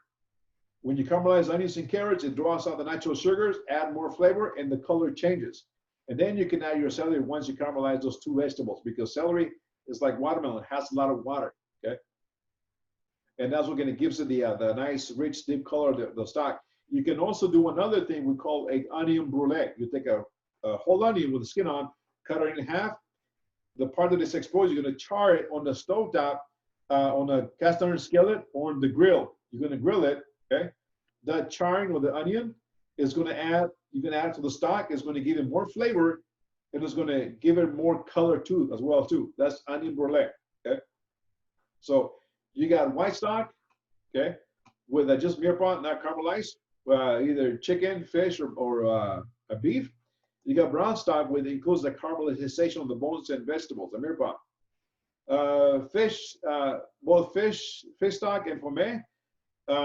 Maybe able to add some fish bones, you know, for making a fish stock, some mushrooms, celery, onions, and carrots to make a fish stock. Okay. You also have there's two zoom in. Let me zoom out a little bit. Okay. Identifying stocks. Okay. Ingredients. The basic ingredients in these stocks are bones, vegetable mixture known as mirepoix, M-I-R-E-P-O-I-X, pronounced mirepoix. Seasoned with water. Bones, most important ingredients, they add flavor, richness, and color to the stock. Different bones release their flavors at different rates, even though the bones are cut into 3 to 4 inches in pieces. And stock made entirely of beef and veal bones requires 6 to 8 hours to cooking time. You are not going to have 8 hours to cooking time. So in class, so you can start your stock before class begins. Okay, so you can pull it by the time the class ends. In the hybrid, when we go in the kitchen, we're going to make a stock in the kitchen. We're going to leave it overnight. We're going to take it down the next day, okay? Beef and veal bones. The best bones for beef and veal stock are from the younger animals. They contain a higher percentage of cartilage and are connective tissue than do bones from more mature animals. Connective tissue such as high collagen content through the cooking process. The collagen converted into a gelatin in the water, and the gelatin adds richness to the body and finished stock, okay? Gelatin comes from animals. So gelatin is not vegan or vegetarian. Okay, so when I used to make the demi-glace, I used to take my veals, bones, roast them, do the mirepoix, do everything, put them on stock pot, let them go overnight. Come the next day, strain them. Okay, and then I discard the bones, put some more water into the used bones, and let it go overnight. The second day, we call that remoulage or the second wash. The first batch, we take that stock, put it in the stovetop, and reduce it again overnight, okay? So we start with about 60 gallons and end up with 5 gallons of liquid. Once it's cooled down, it's so gelatinous, so jello, that we come in the next day, grab the container and turn it upside down, and it'll stay inside. It won't come down. Just like when you go to Dairy Queen and buy one of those frozen treats, you know, it's always turned upside down, that doesn't come out, just like that, okay? So concentrated. You can buy that stuff pre-made at the store. Costs about $120 a gallon, okay? Because of the labor that goes in it. Okay. Chicken bones, the best bones for chicken stock are from the back and neck, but you're going to utilize everything from the chicken. Fish bones, okay? Only use bones from sole, flounder, or whiting or turbot. Never use salmon or swordfish, because that fish is high in fat and is very greasy, okay? The entire carcass can be used, but it should be cut up into small pieces so it can fit in the stock pot. Other bones, lamb, turkey, and game bones, okay? Lamb is very gamey, so be careful. You're trying to make a lamb stock. It becomes very gamey. Turkey too, because it's very rich in flavor. You can use that stock to make your giblet gravy or your cornbread stuffing, okay? Even pork bones are great too. And again, mirepoix is onion, celery, and carrots. Remember that, because you're making stock. is 50% onions, 25% carrots, and 25% celery. According to the recipe, you may use maybe half an onion or whatever, how much mirepoix calls for, okay? White mirepoix, it is made with replacing the carrots with parsnips, adding mushrooms and leeks, okay? Some chefs like to use mirepoix. Seasonings, okay? Here you go, your bouquet garni, your sachet d'épices. It's got garlic, parsley, thyme, bay leaves, and peppercorns. Your sachet d'épices is a little piece of cheese cloth. You cut into squares, put your peppercorns, your bay leaves, your thyme, parsley, and sage, and tie it up with just twine like a little beggar's purse. Drop it in liquid and tie it up to the side of the handle of your stock pot. That is your sachet d'épices, like a little beggar's purse. When it's done, fish it out, throw it out, and still trying to fish out the items of the stock, okay? So you got bouquet garni and sachet d'épices, 2 items wants to flavorize your stocks, okay? So principles of stock making, always start with cold water, simmer the stock gently, skim the stock frequently, strain the stock carefully, not to agitate and make it cloudy. Keep the stock in a metal container, vent the stock pot with an empty sink, okay? You guys know how to cool it down because we went through a serve safe, okay? How to cool it, store it properly, how to degrease it. Once it's cooled down, the fat will collect to the top. What you gotta do is scrape it off the top, okay? What else? Identifying stocks, okay? Sauces. There are 5 mother sauces. You need to learn this, okay? Sometimes instructors give out quiz or tests. I'm not going to do that, but you need to identify and know the 5 mother sauces. You got bechamel, veloute, espagnole, tomato, and hollandaise. 5 mother sauces. Remember that, okay? Bechamel, veloute, espagnole, tomato, and hollandaise, okay? Bechamel is a sauce made with milk, roux, onion piqué, okay? That's bechamel. I like to use that a lot when I make my queso, okay? You know queso here in Texas, right? You go to the restaurant, you order a side of queso, and when it comes out, it's like Velveeta cheese mixed with milk in the microwave. It's gross, okay? My quesos, I like to use Velveeta cheese, pepper jack cheese, cilantro with tomatoes and Tabasco with bechamel. Awesome, delicious queso. Veloute, made with chicken stock and roux. Espagnole, brown stock with roux. Tomato, using tomato concasse. You're making it Friday. Hollandaise, an emulsification of egg yolks, lemon juice, water, a little bit of salt, and clarified butter. Okay. You also got some other sauces, some contemporary sauces. Coulis, Beurre Blanc, white butter sauce. Beurre Rouge with red wine. Flavor butters, or as you know, compound butters. Okay. Flavor oils, salsas, relishes, and pan gravy. Those are your contemporary sauces. But the 5 mother sauces, you got veloute, bechamel, espagnole, tomato, and hollandaise. Okay. Thickening agents, you got what we call a roux, R-O-U-X. It's a 60-40 butter to flour. Okay. You melt the butter, you add the flour, you cook a little bit to cook out the starch, and that becomes your roux. Okay. We're going to talk about different kinds of roux. You got cornstarch mixed with cold water. It's 2-to-1 ratio. Tablespoon of cornstarch, 2 tablespoons of water. That becomes a slurry. That is utilized to thicken up egg drop soup and some of the sauces that don't require roux. Okay. You also got arrowroot mixed with cold water, same as the cornstarch. The only difference is the arrowroot leaves your liquid nice and clear. Doesn't cloud them. Cornstarch does. Also, cornstarch, a box of cornstarch, you got some restaurants. Cornstarch, a box of 16 ounces cost you 99 cents. Arrowroot cost you up to $20 for 1 pound. Okay, so you're gonna spend more money, but again, what are you gonna use it for? Okay, thickening a sauce should be lump-free, good clean flavors that is not pasty or floury, has a consistency that will coat the back of the spoon. We call that nappe. Will not separate or break when the sauce is held and reduced. Okay. Thickening agents, again, you got roux, R-U-X, 60-40. Okay. You got a white roux. It's cooked only briefly and should be removed from the heat as soon as possible. Develops a frothy, bubbly appearance. It is used in sauces such as bechamel or dishes where little or no color is desired. You got blonde roux. It's cooked a little bit longer than the white roux. Okay. And you got also brown roux. It's cooked even further than the white roux. It's a darker color with a nutty aroma and flavor. Okay, it's utilized with the dark color desired. And the last one, you got dark roux. Dark roux is utilized in Cajun cuisine. Gumbo. Dark roux should resemble mole. Mole. Also chocolate or ganache. That's the color of dark roux when you're making gumbo. In gumbo, it's all about the dark roux. If you don't have a good dark roux, you're not doing a great gumbo. In Louisiana, when you're walking down the streets of the neighborhood and you smell the dark roux going, you know they're about to throw down some gumbo the next day. Okay? That's how you know. Okay, is a barbecue in Louisiana. Like here, you fire the fire pit and you start barbecuing. Okay, so using a procedure for making roux, clarify your butter, mix it with flour. And when you use it in your sauce, add a little bit to your sauce, whisk it till it thickens up, a little bit more until you decide the right thickness. Okay. Again, cornstarch, arrowroot. You also got beurre mani is another type of thickening agent. Beurre mani, as we saw in the video from the guy making the beef bourguignon with the greasy hair, he was talking about not beurre mani, Montel beurre. Finish it with butter. Beurre mani is almost the same. Liaison is another thickening agent. Okay, liaison is a combination of eggs, whole eggs, fresh eggs, and heavy cream. You mix it together and add it to a soup. It's a thickening agent.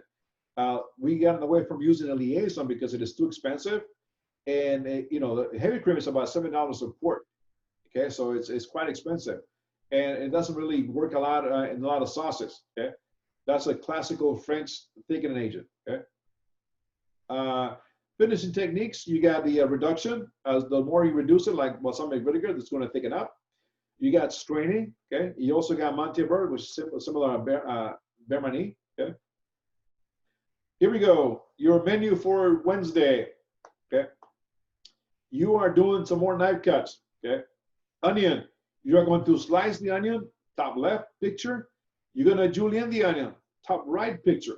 Two different cuts. You're going to dice. You're going to dice celery, cut in the bias. You're going to mince some garlic. You're going to mince parsley. Carrots. You're going to cut dice, oblique, bias, and julienne and bâtonnet carrots. Okay. The onions. Okay. The one on the top left is sliced. Okay. You have your onion bulb. You cut off the ends. Okay.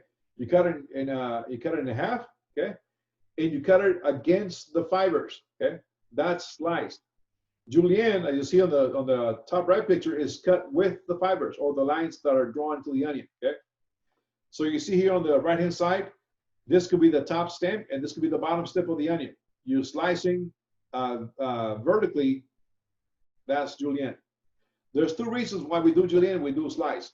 Julienne, when you slice it with the grain or with the lines, are great for caramelizing and fajitas because they got the fibers along. Slicing them, you peel it and cut it the same way, but you slice it across, horizontal. Okay, horizontal. The slices are for salads, for serving the raw onion raw. Okay, julienne is for cooking. Slicing is for raw. Try to cut it julienne in half. You'll see the fiber. It'll be more resistant to break in half. Try to cut in the onion. The sliced onions in half is going to snap real quick. Okay, so slice is for raw salads. Julienne is for cooking. Notice the two different ones. Okay, the different variations why slice versus julienne. Okay. Carrots. Here we go. You're going to cut oblique carrots, biased, diced, large, medium, small, brunoise, julienne and fine julienne, and bâtonnet. Okay, you're doing all those cuts of carrots for Wednesday. Okay, the oblique carrots, you're going to cut them for. You're going to cook glazed carrots. Okay, oblique carrots. Oblique is really to the cut. You have your carrots peel. You cut it at a bias angle. You roll it, cut it again, roll it, cut it again. Keep it rolling. It becomes almost like a little triangle. Okay, so oblique, bias, dice, large, medium, small, brunoise, julienne and fine julienne, and bâtonnet. Those are your cuts for carrots on Wednesday. Okay. The large dice, we're going to use them for stocks. Okay. So we are going to use some of those cuts for the stocks coming up. Okay. Any questions on Wednesday, on your menu for Wednesday? Okay. You're only cooking one night on Wednesday. It's all about practicing cutting. If we were in school on Wednesday, we'll have your green cutting board with flour. and utilize your bench scraper to get used to your knife. Okay, you won't cut yourself if you have not used a knife before. So that's Wednesday. Okay, let's go take a look at Thursday. Thursday. Day 9. Thursday. Okay. Thursday, we go back to the very top. It's a short slide. Okay. Thursday, let's talk about, again, 5 mother sauces. Bechamel's on the right-hand side, top right picture is white. Espanol is brown from veal stock. Hollandaise is yellow because of the egg yolks. Tomato sauce is red because of the concassé. Veloute is on the practical. Okay. So again, the 5 mother sauces: bechamel, Espanol, veloute, hollandaise, and tomatoes. You're going to make all of them in class. Okay. And this is some of the variations that come out of each sauce. They call them mother sauces because out of each one you can make different sauces. Okay. Like from bechamel, you can make cream sauce, cheddar sauce, Mornay, Rayford, Soubise, queso. Okay. Espanol, you can make Robert, demi-glace, Bordelaise, Chasseur. And hollandaise, you can make Bernaise, Mousseline, or Maltese out of the hollandaise. Mousseline is when you whip some heavy cream and fold it into the hollandaise. That becomes mousseline. Okay. From the tomato sauce, you can make Milanese, Creole, Provençal, and Portuguese sauce. Okay. From the veloute, you can make Supreme, Allemand, Normandy, Vin Blanc, and Estragon. That's what they call the mother sauces, because out of those you can make all kinds of sauces. Okay, the world is it's endless, and it's crazy how many sauces you can make out of those. Okay. Again, bechamel. Okay, it's it's dairy, milk, or cream. Okay, bechamel is if you have eaten homemade macaroni and cheese, a classic croque madame. Croque madame is a sandwich that has bechamel and melted cheese. Or lasagna, chances are you experience the rich creaminess of bechamel. It can be made with the most basic by combining roux and cream, or it can be mixed with other ingredients such as grainu sauces. Even when you go to New York, you got pizza bianca or white pizza. It is with bechamel, artichoke hearts, and then feta cheese. Okay. Some of the ways to use bechamel: make ground potatoes. You can make some polenta cakes. Okay, so bechamel is very versatile. Okay. Veloute, okay. Again, veloute is chicken stock or veal stock with roux. Okay. You can make some items like gravies, mushroom sauces like in chicken pot pie, or in shrimp sauce like Hello Shrimp Bisque. You can even make it into a Swedish meatballs, biscuits, mothers and biscuits, right? Pan gravy is bechamel, right? Roux and heavy cream. Okay. Espanol, okay. Espanol.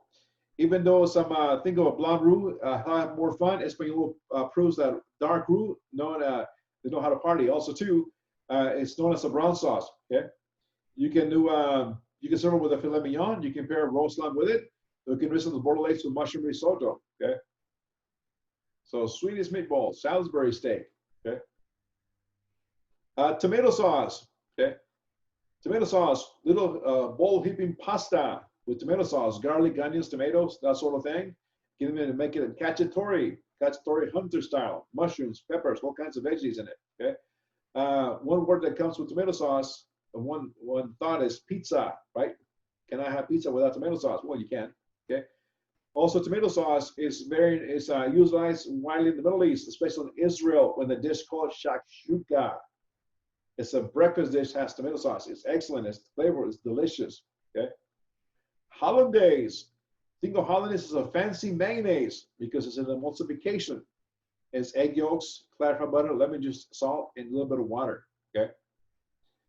So hollandaise, very easy to make, very easy to break. We're going to practice how to make hollandaise. Okay. Anyways, how to make hollandaise takes patience. You only need to temper to make sure so the eggs will not curdle. The sauce can break easily, but you can patch things back together by adding a little heavy cream and then whisk it until the sauce returns to a smooth side. Or use it as an Amanda Strake for mixing broken aioli. Okay. Maybe frank beet tomato with hollandaise. Okay. And again, hollandaise is excellent. Okay? It's easy to make. You got béarnaise made with some hollandaise. Okay, drizzle over some crab cakes, maybe some roasted potato salad. Okay, and the last one is beurre blanc. I know we mentioned a little bit. Beurre blanc literally means, translated from French to English, white butter. Okay, it's a hot emulsified butter sauce made with a reduction of vinegar and a white wine, usually muscadet, and some great shallots, to which they're softened while the butter is whisked into the heaping preparation. So when you make a beurre blanc, is you have your white wine and your shallots reducing, and while medium heat, folding your whole butter in segments and fold it in, becomes a butter sauce. You're not clarifying, it's not a high heat, you're folding it in so it's nice, velvety, and smooth. Okay. I'm going to show you guys on how to make beurre blanc at school, hopefully Friday. Okay. Thursday, your menu. You're making white stock. You're making brown stock. You're making a basic vinaigrette. You're also making mayonnaise. Okay. Mayonnaise on Thursday. Okay. Mayonnaise is really easy to make with a whisk and in a bowl. Okay. Requires 3 egg yolks. Requires a tablespoon of water, pinch of salt, teaspoon of lemon juice, and a little bit of mustard. And it's all canola oil. It's all about the whiskey motion. Okay. So you're making that Thursday. Okay. And mayonnaise again, so simple ingredients. And when you present your mayonnaise is mayonnaise, but present it. Here's your mayonnaise. Here's a little bowl or a spoon or something. Don't just show me mayonnaise in a container, in a big old bowl where you made it. Okay. And again, I'll show you how to make mayonnaise, so you can disregard this note. Okay, it is really easy to make. It's not that hard to make, and it takes less than 5 minutes to make. Okay. Mayonnaise. I wish I knew how to make. I wish we can make some Japanese mayonnaise, the quick peak, or whatever it's called. Okay. Let's take on Friday. You're making veloute. It's on the practical Friday. Okay. You're making bechamel on Friday. You're making tomato concasse on Friday because you're going to make tomato sauce out of the concasse. And I'll go over what concasse means and what it stands for. Okay. You're making sauce gastrique, and you're going to make roux because you're going to need it for the sauces. Okay. Top left picture is veloute. Bottom left is bechamel. Middle is gastrique. Right is tomato sauce from the concasse. Okay. Come on, here you go. Ready? I went too far. Come on. It's frozen. No. Really? Okay. So that's what you're making on Friday. Okay. So let's talk about contemporary sauces. Okay. The gastrique, sweet and sour flavor profile, uses a base for small sauces. Compound butters, infused oils, coulis. Modern sauces, you got broth and juice, purees, cream reductions, salsas and relishes, chutneys, Asian sauces, and flavor oils. Those are your contemporary sauces. Okay. So contemporary sauces. Introduction. Coulis is a contemporary sauce. You'll come in the future with roasted red bell pepper coulis, raspberry coulis for dessert, coulis this, coulis that. Okay. The term coulis most often refers to a sauce made from a puree of vegetables and a fruit that is strained through before serving. A vegetable coulis, okay, can be served in either a hot or cold accompaniment to other vegetables, starches, meat, poultry, fish, or shellfish. It is often made with a single vegetable base, cooked with flavor ingredients such as onions, garlic, shallots, herbs, and spices, and puree. Appropriate liquid may be added in the thin puree necessary. Vegetables coulis are often prepared with little fat and served with little with healthy alternative to heavier classic sauce. Fruit coulis often made with fresh frozen berries, generally used for dessert as in sauce. But you can also use a raspberry coulis to accompany the duck dish. Okay. Let's say you have a duck à l'orange. You can make an orange coulis out of that duck. Okay.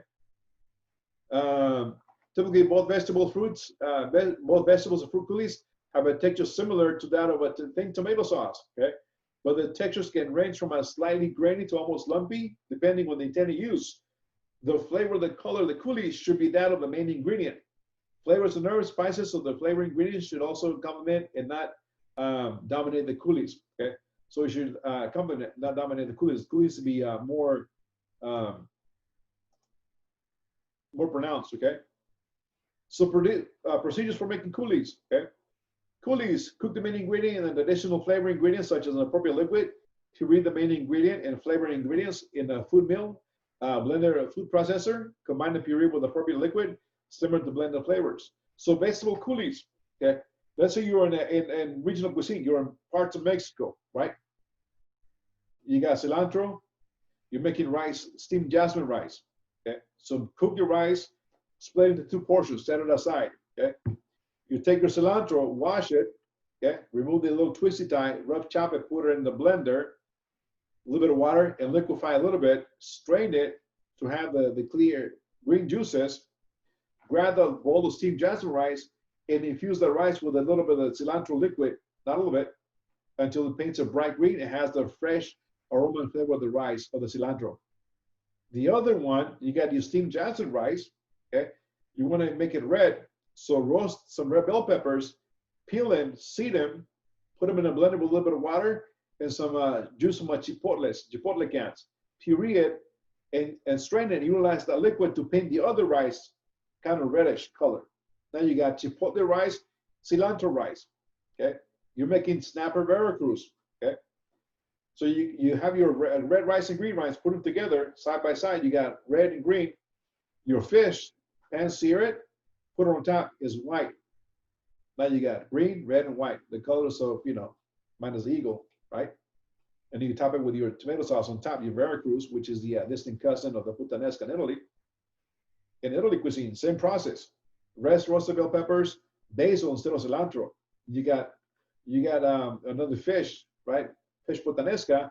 Now it resembles the Italian flag, the red, white, and green. Okay, so just little tricks like that. Okay. So contemporary sauces. Modern chefs are relying on the list and traditional sauces and more salsas, relishes, juices, broths, foams, essence, and infused oils, and on their work. Unlike classic sauces, these modern accompaniments do not rely on the meat-based stocks and intense flavor oils. The names for these sauces are only codified as those that are classic sauce repertoire. Chefs apply various terms freely, using whatever name fits their dish on their overall menu. Most of these contemporary sauces can be prepared more quickly than their classic counterparts, and the use of fresh fruits and vegetables enhances the healthfulness of the dish. These are called contemporary sauces, can be prepared more quickly than their classic counterparts. It can be used fresh fruits and vegetables enhances. Okay, so on the relishes, I'll give you an example of one. Okay, I used to have a dish where grilled North Atlantic salmon. Okay, not farm raised, North Atlantic, baby organic, baby spinach, wilted on the bottom of the plate, steamed jasmine rice on top, salmon on top, and I used to use a strawberry pico de gallo. So you got the white, the green, the pink, and the colorful on top with the strawberries, and give it a sweetness to the pico. In California, I had grilled mahi-mahi, steamed jasmine rice, the mahi-mahi, and I had papaya, mango, green and red bell peppers, red onions, a little bit of cilantro, green onions, and tossed with sesame seed oil and a little bit of brown sugar. And that was on top of the mahi-mahi. It worked really, really well. Sesame seed oil with the sweetness of the brown sugar and the fruits, man, it gave it some kind of a Caribbean tint to it. Really worked really well, okay? And then also the coulis, you can take wasabi, green onions, rice vinegar, a little bit of water, salt, and also puree it, and then slowly add your oil. Now you got a green vinaigrette, pan-seared tuna, ahi tuna, steamed jasmine rice, pan-seared tuna, and drizzle with that wasabi green onion vinaigrette on top. Oh man, it's delicious. Okay, so there's 1,000 ways you can do this coulis and vinaigrettes and relishes and salsas. Okay. Anyways, many people think of salsa, Spanish for sauce, as a chunky mixture of raw vegetables and chiles in with chips or a little of our Mexican food. They think of relish as a sweet green condiment spoon on top of a hot dog. Not really, but salsas and relishes generally not cold chunky mixtures and herbs, spices and fruits or vegetables can be used as sauces for making meat, poultry, fish, and shellfish items. Can include ingredients such as oranges, pineapples, papaya, black bean, jicama, tomatillos, and other vegetables too. Okay, among them, although not the members of any classic sauce family, salsas, chutneys, and relishes are currently enjoying great popularity because of their intense flavors. Okay, these is the preparation and the low fat of the calorie content. Salsas and relishes are often not bright colors because they have a lot of colors too. And again, vegetable juices and sauces. Okay, juice extractions make it possible for to prepare juice from fresh, uncooked veggies such as carrots, beets, and spinach. Even with beets, you roast the fresh beet, you peel it, you juice it, utilize that juice to add color to your pasta. Now you got beet-infused pasta, which when you cook it, it turns kind of pinkish. You take the spinach, wilt it, puree it, strain it, you take that green color and use it in your pasta dough recipe along with water. You got green pasta. Then you got pink and green pasta you can utilize and have different colors. Okay, so not always you can use it for different techniques. Okay, not just for a sauce, but you can also use it in your cooking. Okay. Cream or stock can be added to the spinach sauces. Sauces made from vegetable juices, sometimes referred to as an essence or tea on menus. I even had a really talented executive sous chef who asked me permission to order a bale of hay. He ordered a bale of hay. I'm like, the hell? Do we have any cows here or something? Some goats? What are you going to do with it? So he made stock out of the bale of hay, reduced it, flavored with some lemongrass, and used it on the menu. Lemongrass and use hay essence. It's old. Hay, bale of hay. Okay. So anything can be used into a sauce if you know the technique. Okay. And even broths. Broths can also appear in the menu as tea or juice, essence or nage. Nage is another fancy word that means swimming in its own juices, not covered, but swimming in its own juices, like snapper a la nage, swimming in its own juices. Flavor liquid serves as in the pool beneath the main food. The broth should not be abandoned to turn the entire into a soup. Okay, you don't want to be totally submerged in water, but also provide moisture and flavor to the essence. Both the nage, the broth and nage are often made with by simply reducing and stirring the liquid, which the main food was cooked. Alternative is specifically flavored stock, tomato, or for example, can be prepared and clarified like consommé to create a broth essence to accompany any appetizer or entree. Even tomato sauce, you can clarify like consommé and make it like clear broth. It's going to smell like tomato sauce. It's going to taste like tomato sauce, but it's not going to have any redness or chunkiness. It's going to be a clear broth. Okay. Flavor oils. Flavor oils. Small amounts of intensity flavor oils can be used to dress garnishes or any kind of dishes. Salads, soups, vegetables, and starchy dishes, entrees, can be enhanced with a drizzle of colorful appropriate flavor oil because such small quantities are used. And these oils provide flavor and moisture without adding too many calories or fat. On a dish, have you guys ever seen a modern presentation where you have the main dish, the starch and the veg, you got a couple of dots of green olive oil or green oil? Okay. You infuse those oils and you add them to your dish to enhance the flavor based on the infused oil. So it can be done. Okay. Unless flavor ingredient goes especially well with olive oil, for example, basil, select the high quality but neutral oils such as peanut, safflower, canola. Although flavoring ingredients can be simply steeped in the oil for a time, better way to flavor your oil is to crush, puree, or cook the flavor ingredients first. Warm the oil before infusing it with the dry herbs or spices is recommended, and as decanted oil to remove the solids and before using. So you got to let it settle in before you can decant it. Decanting meaning you got to pour it on the container while leaving the solids, impurities at the bottom of the thing. Okay. Modern chefs also use vinaigrettes, combination of oil and vinegar, citrus, and other acidic liquids such as light sauces. Vinaigrettes give the illusion of lightness to that many health-conscious customers are demanding. But not oil and such size can be raised. The fact that calorie content is substantially. So you can use olive oils to enhance the flavor of your dish. Like I said, a couple will not see it there. Chili infused oil, basil infused oil. Okay. And again, the procedure, how to use flavor oils: puree or chop the fresh herbs, fruits, vegetables.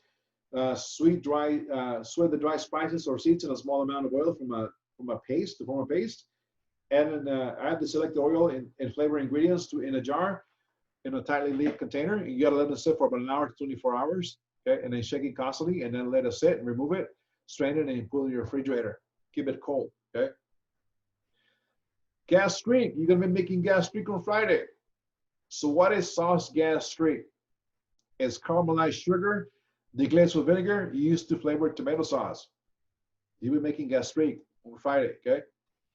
Tomato concasse. What is tomato concasse? Have you guys ever done this or utilized it anywhere? I haven't done it, but I've seen it a lot. Where have you seen it? Like on cooking shows and stuff. I've done it for a competition. Oh yeah? So you know how to make tomato concasse, right? Yes. So walk us through. How do you do tomato concasse? Basically, you boil water and you take out like the top where the stem is. You like you cut that out. And then you make a little cross on the bottom and boil it for a couple minutes and then drop it in an ice bath to shock it. And then you can like peel the skin back and then cut it up. Uh-huh. Wonderful.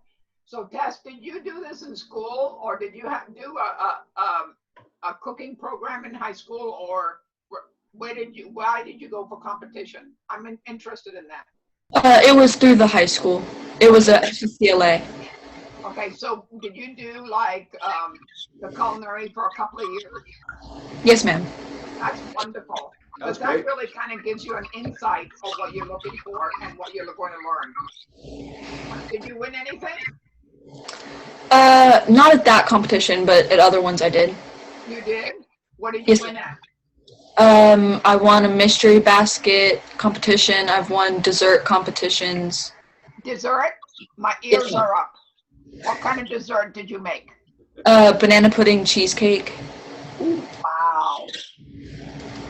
Wow, that's Wow. wonderful. Did they give you a medal? Was it like at the school competition, or was it a state competition? One of them was like it was a school competition with other schools. I don't really know. It wasn't like a. But you were going against other schools in the culinary bracket. Yes. Wow, that's wonderful. And which school did you go to? Burnett High School. Burnett. Wow. Interesting. So a quiet one blooms. Do you get what I'm saying? Got it? Yes, I'm proud of you. So you're right on tomato concasse. You boil some water, you scoop out the little where the stem goes, you cut the bottom of the tomato like it's in the picture, like a cross section, not all the way through, just the skin.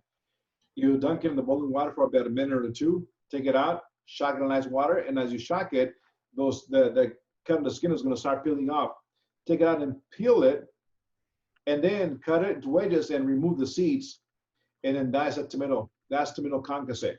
Okay, we make that for you removing the seeds and then removing the skin to make tomato sauce. You add the gastrique to it, and that becomes your tomato sauce. Okay, in the industry nowadays, you know, you have in the restaurant where they serve a lot of steaks, they serve the steak markers: rare, medium rare, well done, right, medium well, so forth and so on. Back in the days, we didn't have those steak markers because it was a fine dining restaurant.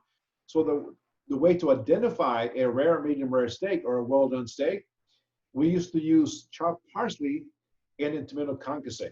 So when an order came in with a rare steak and a well done steak, the rare steak had a little bundle of diced tomato concasse on top.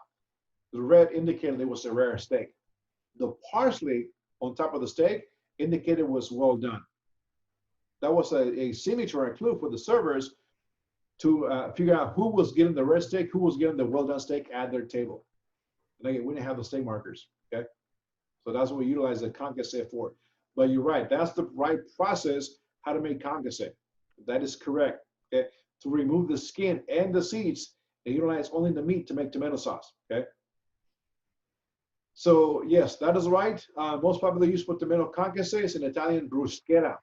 Typically small diced concassé mixed with olive oil, fresh basil, and sometimes other ingredients such as onions, olives, or anchovies. I don't like anchovies, maybe garlic better, okay?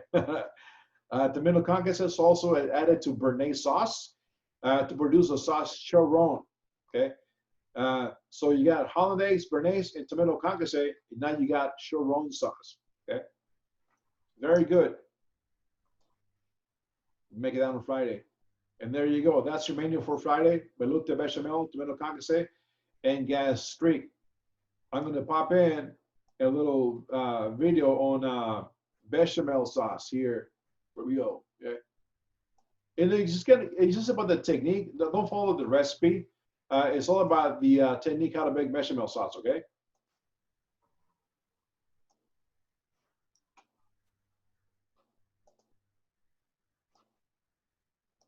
Chef John from foodwishes.com.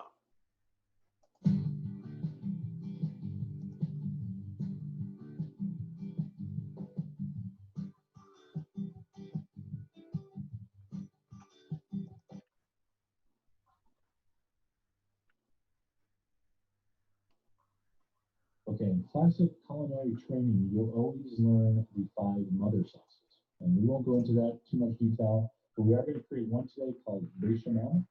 And while very rarely eaten as is, it's used to make lots and lots of different dishes, and you'll see. So this is kind of a boring demo, but what we do with this sauce, so exciting. So here we go. We got a quart of whole meat. I got a half a cup of flour. I got 1 stick of sweet butter, meaning unsalted. That's also known as half a cup, 4 ounces. All right, use some salt and pepper. Now I'm a cayenne guy. I like cayenne. A lot of people use white pepper. Cayenne. And some salt. And traditionally, a little bit of fresh thyme goes in this. So I get 4 or 5 little small sprigs of fresh thyme. And nutmeg. So I'm not using the powdered nutmeg. I'm actually going to grate some fresh nutmeg in there. Your recipe does call for nutmeg. If you don't have it, don't worry about it. I personally don't like nutmeg, and some recipes do work. On this, again, only the technique. The recipe in your book, it has on your portal, has it will be called onion piqué, and I'll pull out the recipe in a minute, okay? So look at the technique. Really super nice pot. Try to find some fresh nutmeg. And almost as important as the ingredients is the pot you can use, okay? So pretty much anything will work as long as it has a nice thick bottom that disperses the heat, and it prevents the sauce from scorching, okay? There's nothing worse than burned cream or milk flavor, so make sure you're using a good quality pot. And step 1, you're going to melt your butter. We're going to make a roux here, R-O-U-X. And I'm a slow and low guy when it comes to bechamel, all right? In a restaurant, I'd have this on higher heat. I'd be in more of a hurry. At home, take your time, all right? So on low heat, maybe low, medium, low. Forget that, low. On low heat, melt the butter. And how would you know when to put your flour in? You see that white foam that comes to the top in a minute or two? That's going to slowly disappear as the butter kind of bubbles. And when you see that white foam just about gone, you're ready for your flour. Now, I don't want you to brown the butter, so don't go too far, right? But when you see just about all that white foam gone, dump in your butter. Then we're still on low. We're going to go low the whole way here. And we just made what's called a roux. So it's half butter, half flour. Now, traditionally, it's by weight flour and butter, which gives you a little more flour in the classic method. This works better for the home chef, and I like it better, so I go by volume, half and half, okay? Regardless, you're going to cook the roux for 5 to 6 minutes, which is going to cook out that kind of pasty, starchy taste. All right, and this is actually known as a white roux, even though it's not really white, it's kind of tan. You don't want to color the roux. You see, you can brown a roux quite easily, and that's done for different dishes. But in a bechamel, you want a white roux, which means cook very low. Again, just only 5 or 6 minutes or so. Now, very important, the other key factor in this sauce, you're adding cold liquid, milk in this case, cold liquid to the sauce. So I'm going to do this in 3 additions. The first one was just a splash, kind of get it going. The second one you saw I added like a cup, stirred it in. And now for the 3rd addition, I'm just going to dump the whole rest of the quart in. And the secret was the cold liquid hitting the hot roux you will not get lumps. Okay, so that's kind of the number one commandment making a bechamel. Make sure your liquid's cold and your roux is hot. I put in, I don't know, that was like 1/8 of a teaspoon of cayenne, about 1/2 teaspoon of salt. Now, because we're going to usually use this sauce in other things, you know, be careful with the seasoning because you may need to adjust. Very light grating of nutmeg, that's, you know, barely a 1/16, 1/8 of a teaspoon or so, just a hint. And I chopped up that thyme, that was again maybe a 1/2 teaspoon or so. All right, and we're going to stir that on a low heat. We're going to bring that up to a simmer. And again, I just want you to watch. As soon as you see some very small bubbles come to the top, see, there's one. Watch. Here we go. All right, so there's another bubble. Okay, so we're simmering. Now, one thing to keep in mind is when a roux-based sauce comes to a simmer, that's about as thick as it's going to get.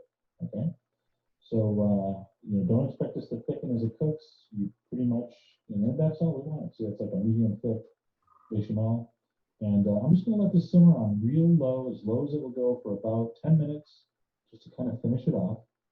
And there we go. So that's just a beautiful, luxurious bechamel. And we're going to use this to make so many delicious dishes. In fact, tomorrow, we're going to make a delicious broccoli gratin. It's just amazing.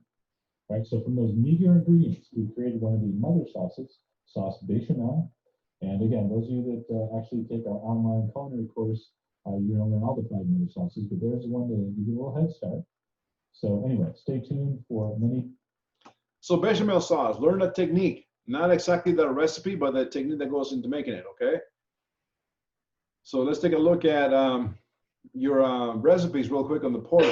Go back, that one out, that one out, that one out, that one out, okay?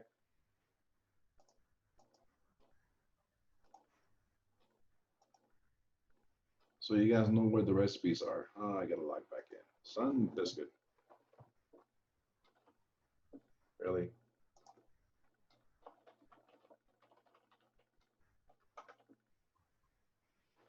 Come on. Doesn't like me. Who does? Only kidding. Hey now, you know you're my number one, right? So mean. I still love you though. And my dog loves me. He likes me. Yep. Unconditional love, right? All right. So here we go. This is your portal, okay? We're on week 2 right now. So tomorrow, you take a look at day 7, and this is going to pop up, okay? Advanced knife cuts. You can't click on this because there's no link, no recipe. It's pretty easy, and I'm going to show you guys how to cut tomorrow, okay? You go back, and you go to day 9, 8, okay?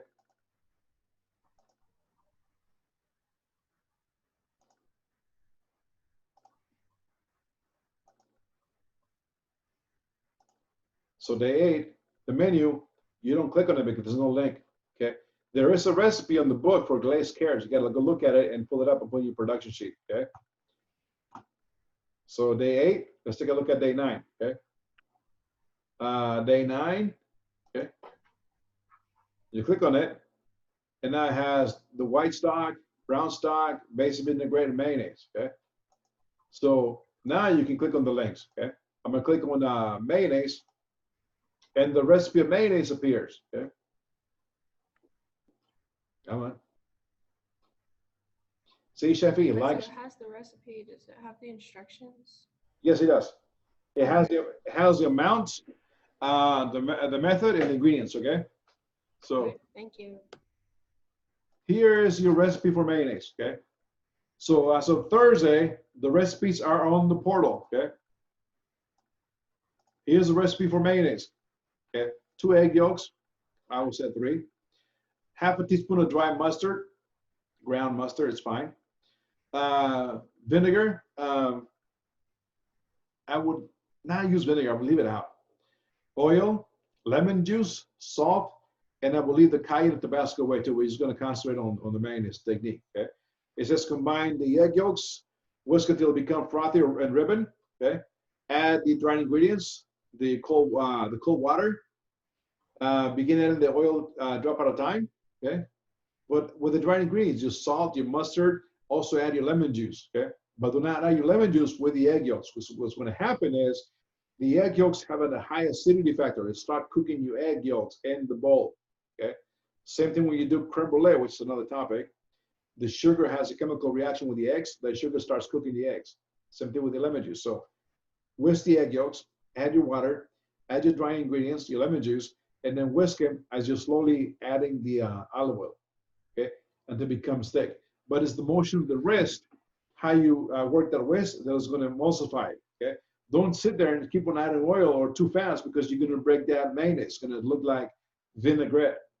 And there's a way to save it too. Don't throw it away. If you do happen to break it, we'll save the mayonnaise, okay?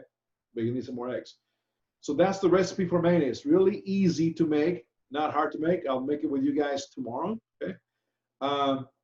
And then the other recipes are here too, okay?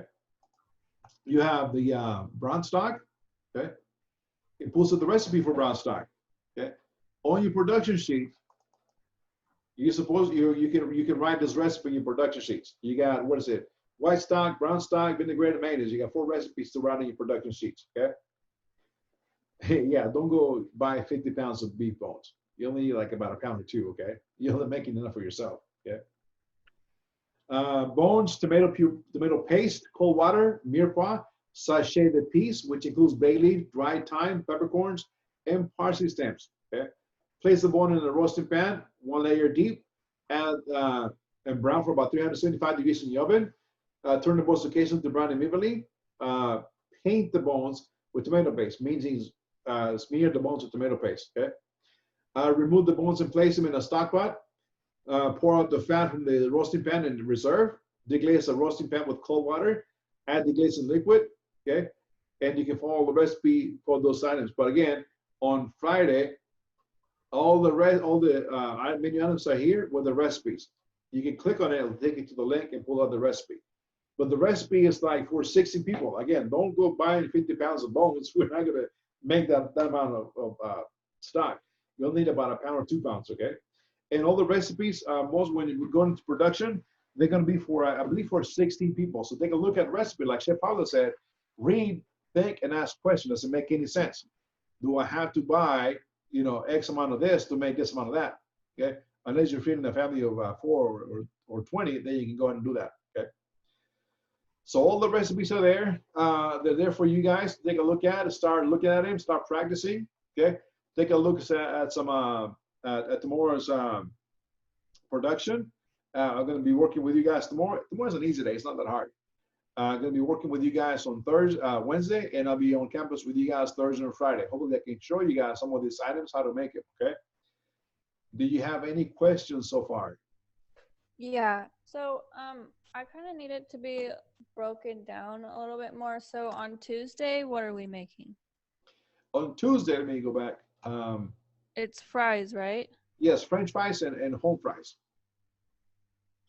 And we'll find those recipes in the book.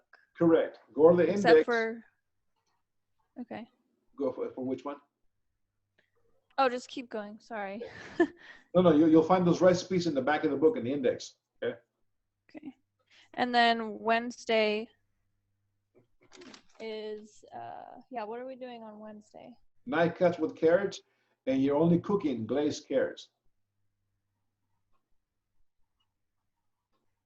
And we'll find that in the book too? Correct. Okay. And then Thursday? Thursday, it's the making the stocks on Thursday. Let's see.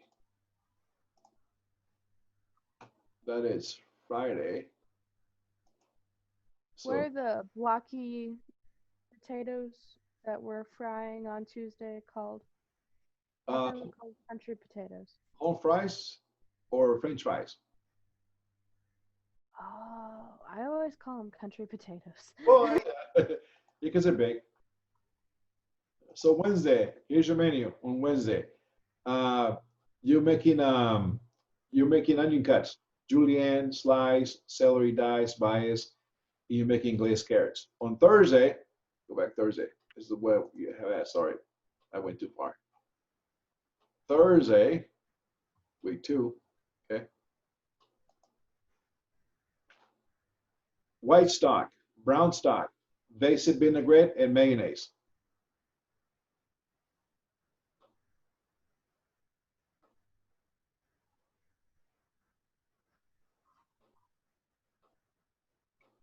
Okay. And we'll find those in the book?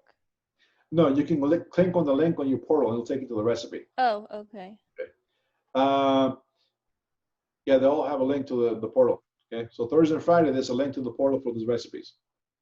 Okay, and then Friday, we're doing the bechamel. Bechamel, veloute, gastrique, tomato sauce.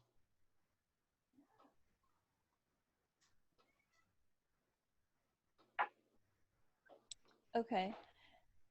And then, so we're making production sheets for everything that we're just making, right? We're not making them for like the cuts and stuff. So, for example, on Wednesday, I will just be making a production sheet for the glazed carrots.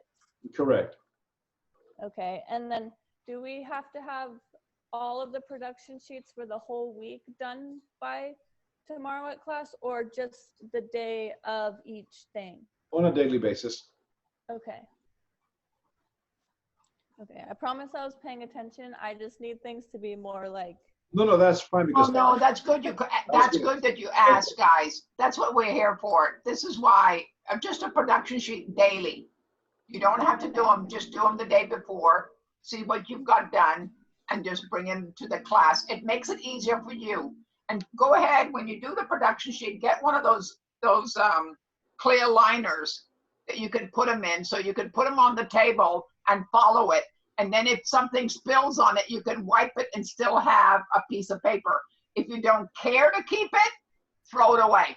But I think, remember, I think if you save them, then you'll know how the process works on how to do it. Got it? Got it, thank you. Remember, I'm a paper hoarder. Sorry. No, you're not. You're like me. Too. I have to write everything down. I can't. Computers. Yeah. I know. That's good. That's good. So that is your menu for this week, and it's an easy intro to foundations, and it's going to get a little bit more intense as we go. Okay. So this week's about knife cuts, stocks, and sauces, and then next week it'll be something different. Okay. So it's going to intensify as we go. It's going to get you ready for those classes that are coming up. Like I give you a sneak peek about regional cuisine, right? You got kung pao, steamed jasmine rice. You also got vegetable lo mein, okay? You need to be ready for what's coming. So this is going to build your building blocks for the next blocks coming up, okay?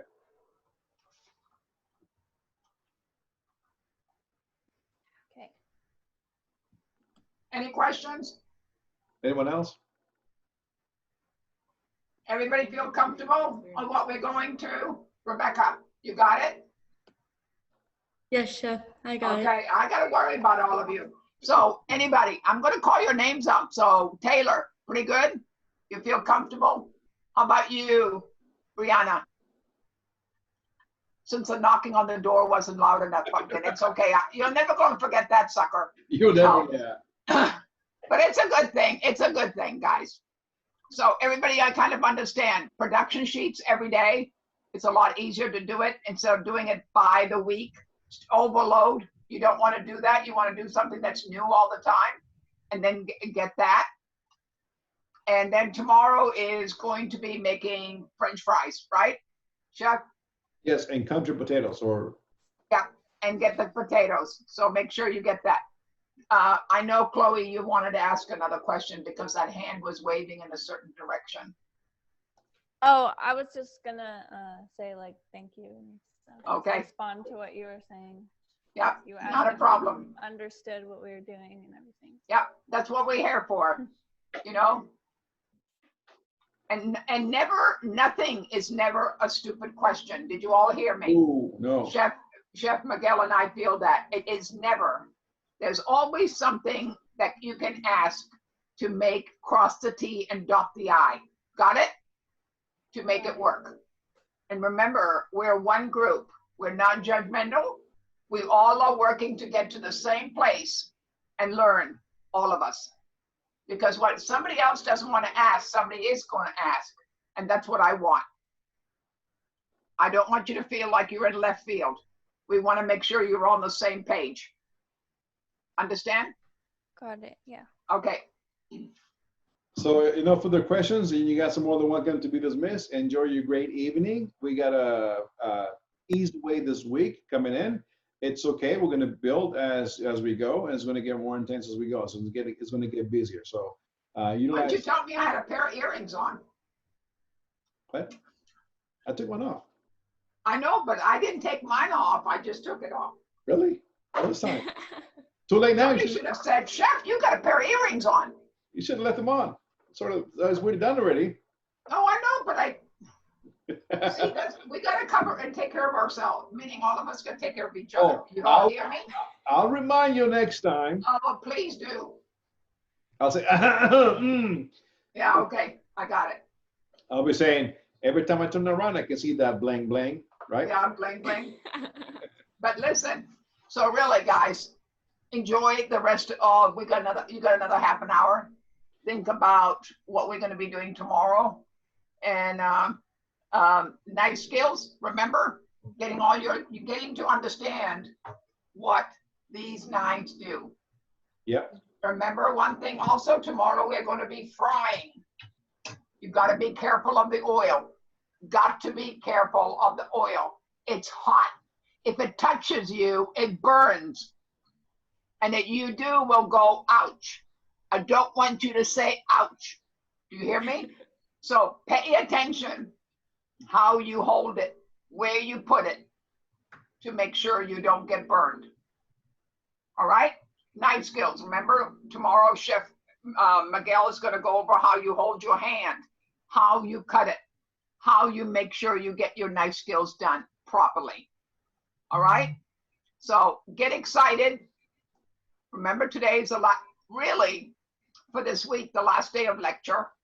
And now we're down to business, making you do what you want to do and learn how to cook and fry. Remember, frying tomorrow. Be careful. You don't need more than 2 potatoes. That's plenty. All right? Learning a little bit. Get excited. Don't look so sad. I'll smack you. No, only kidding. Only kidding.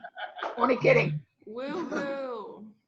Yeah, she's very ornery, but it's for a good cause, right? Yeah. Chef Miguel, you got that on video, right? Yeah. Austin, I thought you were my friend. I am. I'm just making sure this is captured. I thought you and I had a rapport. But. What do you mean, but? So we all have a rapport. We're a family, right? Of course we are. Okay. Oh, okay. So at least we brought some smiles into your faces, correct? Good. And getting to love it. I'll leave. I won't say anything anymore.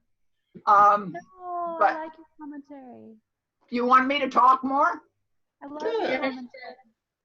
Okay, so listen, I won't talk too much today, but I just want you to all know that this is just the beginning of a journey and a dream. So I'm excited for you.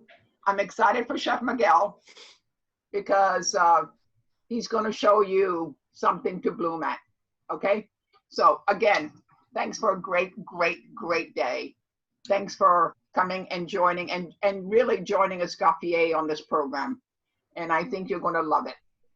All right? We'll see you tomorrow. Smiling faces, please.